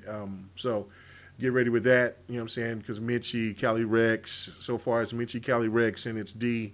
Looking for one more person, but ladies first. Yeah. But we're definitely going to be doing that. So other than that, yeah, it's just about time to get to work, man. So thank you guys so much, man. But anyway, let's go ahead and do our sign outs. I know that my boy Six Slayer is probably asleep right now. He's probably over there. Right here. Yeah, okay. So what's going on, man? Where can they find you at, man?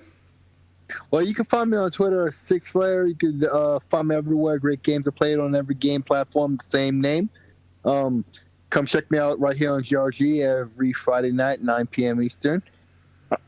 Right, and on that Dragon's Den podcast, 7 o'clock Eastern tomorrow for E3. Brooklyn is definitely in the house. You already know what it is. You know the vibes. Try. Hey. Nah. That being said, yeah. Disrespectful. Yeah. Say that again. You said who was in the house? Brooklyn. Always in the All right, all right, that's all right. Oh man. Okay, nigga, I don't even know why you started that. You got me saying it all. Brooklyn. Where you got it? Brooklyn. Yeah, Brooklyn. Oh shit. Oh my God. I love my borough though. I ain't gonna lie. I love my city. No doubt. You gotta love your city. You know what I'm saying? Ray G4 is a nut. He said says KMEGA, your name sounds like a radio station. KMEGA 405 coming to you live from the 405. But it don't sound like a hip hop station. It sounds like WBLS, mad slow songs. Oh yeah. I wanna talk to you so very long. Hey, trying to get to be so strong. Hey, my God. I wish I could. Oh boy, don't let me see that, Jodeci. Boy, you don't know. Jodeci hoodie on. You don't know about I got my Jodeci hoodie on, boy. I'm walking out like, what was that light skinned dude? Devin the dude? Yeah. No. That Devin the dude is the rapper. What was the other? I forgot what the light skinned dude was, man. Yeah, hell yeah. I used to have my chest out and everything like that back then. Skin, I'm telling you, bro. Oh man, light skin for the win. But anyway, the Friendly Neighborhood Blue Shell. He says, for the good discussion tonight, hope to see KMEGA on one of the E3 streams, man. I definitely hope I can get on there as well. It would be fantastic. I will be on the Xbox little stream. And did I say little stream? Yeah. Yeah, you did. Damn. Yeah, I was going to say, why is it little? Damn, disrespectful. My bad. You know what? I've been doing Xbox. I'm going over here with the peasants. Hey, man, I've been fucking with Xbox 448 for so long, man. It's like, you know what I'm saying? Like, you know, like how 108 and Slayer is. It's crazy because, like, that's how me and Body is. Like, you know, I mean, brothers to the end. Just brothers to the end, man. Like, I've been doing this fool for a decade now. Jesus. Anyway. But yeah, no, I'll be over there with my boy Bot. And then we'll be doing that thing afterwards in the evening time here on GRG. And next podcast collaboration. So you know when Predator, Crispy, and Optimus come in here, it's gonna be slander. It's gonna be slander. It's gonna be delicious. But anyway, bringing that smoke too. I'm ready. Still rain. What you got going on tonight? Hey man, early morning. Are y'all gonna be doing something while the events are going on? What you got planned? What's going on with the living single? Anyway, what's going on with the podcast? But look, man. Y'all can find me everywhere. I still reign. The T is a 7. Come look me up, whether it's Twitter, PlayStation, Xbox, PC, anywhere that you can type something in there. Just type that in. You're going to find me. Other than that, you can always find me here Friday nights within the GRG Kingdom, 8 p.m. Central. Now, on Saturday mornings, we like to wake you up, give you that boost you need to get into your weekend, that live, raw, and uncut energy that you can only feel within the soul while you're getting a little bit of that rain as we give you that energy boost you need to get into, especially this weekend with it being E3, which is going to be that delicious 9 a.m. Central, 10 a.m. Eastern, and 3 p.m. UK time. And look, Living Split Screen was asked about, I want to say about almost a month ago. We're teaming up on Sunday with Xbox Ultimate just to do a little co-stream with them. I'm still deciding whether I'm going to stream myself. Probably not. I'm just probably going to kick back and enjoy it. Me and Pong are actually planning to do something that night, basically a living split screen. So not only are you going to get living split screen in the morning, but you may also get, on your Saturday morning, you may also get living split screen to end your night Sunday as you get ready to get back into your Monday mornings and get back into work and continue to get that delicious E3 work throughout the week where we already know we're ready for the announcements. I'm excited for E3. If y'all haven't watched that E3 2021 trailer that they officially put out today, check it out. Get that hype built up. And other than that, man, definitely stay tuned to GRG because, man, where else are you going to get that authentic and organic energy conversation.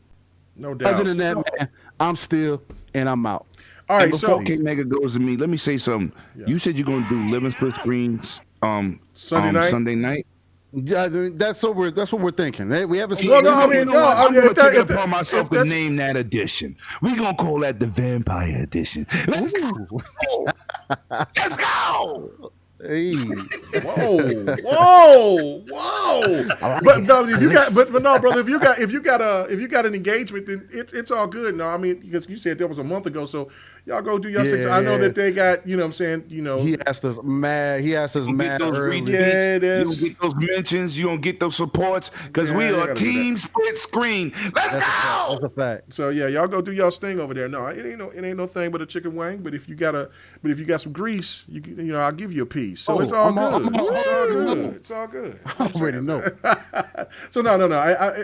I get it. People got engagements and things like that, but no, if you got to do that, you can do it. It's gonna be busy. So I mean, and who's to say we won't be collaborating during the week talking about like, man, oh shit, did you see that? Because I guarantee you, if I see some tech in Street Fighter, bro, video is dropping immediately. I don't know about Paul. I know he got some appearances he making. Yeah. I only know about the little team up we had with Ultimate because he had asked us when he made that E3 video he put together. I gotta go in there early, but you will be part of that Lemon 23, aka 108 Dragons TV Game Award show, the real one. Oh my goodness. Anyway, all right. We're about to get the hell out of here. Lemon, where can they find you at, brother? First of all, before I say anything, I've been working very hard for the last 3.5 years. I got my media status, but it's not because of me. I put in a ton of work, man. I work hard, I spend hard, I play hard.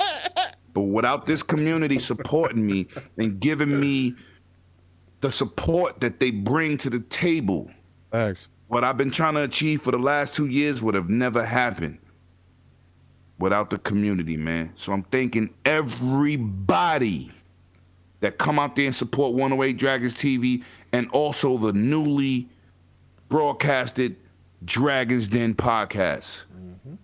The support from my GRG team, my ILP team, my GUG team, which I'm newly into. The support factor is key. What you get from me is raw, real, and I try to be right. And I appreciate y'all, man. This is a very, very important day to me because unlike other teams, they got 5,000 dudes working for one goal. I've been doing this goal. I've been told, why are you buying a $3,000 camera? Why are you out here interviewing? Why are you doing midnight launches? Why are you at Xbox launch night talking to Phil and Aaron Greenberg? This is why.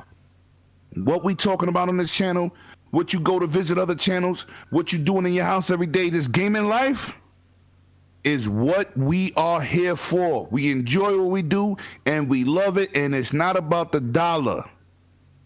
I appreciate everybody for helping me reach the goal.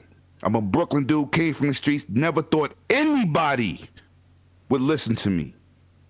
Yes, you're an influence in your neighborhood and people around you, but the internet, people only know you digitally, and your support is fantastic, and I appreciate all y'all out in the streets, man. Y'all can find me on 108 Dragons TV. We going live every single day with guests. E3 is what I live and breathe for. I see you tomorrow 3 p.m. Ubisoft, Dragons Den, 7 p.m. Eastern Standard Time. Appreciate y'all. Facts. So I see that somebody just stopped in right fast. Did you just come back from the roller derby? The who? Oh no, me. She coming in the middle of my speech. So I'm about to get cut. Anyway, we better get the hell out of here. Gentlemen. Oh man, yeah, you missed a good show. We was having me and Still Rain had, you know what I'm saying, had a little back and forth of delicious slander. It was good. It was good. It was great. It was great. It was healthy. It was fantastic. But anyway, all right, guys, let's get the hell out of here. We are almost there. It is almost time. You know what I'm saying? Go ahead and get your ass vaccinated so we can get back to doing, you know what I'm saying, get back to everybody doing the pants off dance off. And KMEGA you know what I'm saying, done. so we can do it. But we out of here. We out. For real. Peace. Peace. Let me hit this damn mute button. Hit the mute button. Hey, thanks for checking out the GRG podcast. All your gaming news and our special topic of the week. Make sure to join us every Friday night, 8:30 p.m. Eastern, 9:30 p.m. Central, 6:30 p.m. Pacific. This was the GRG podcast.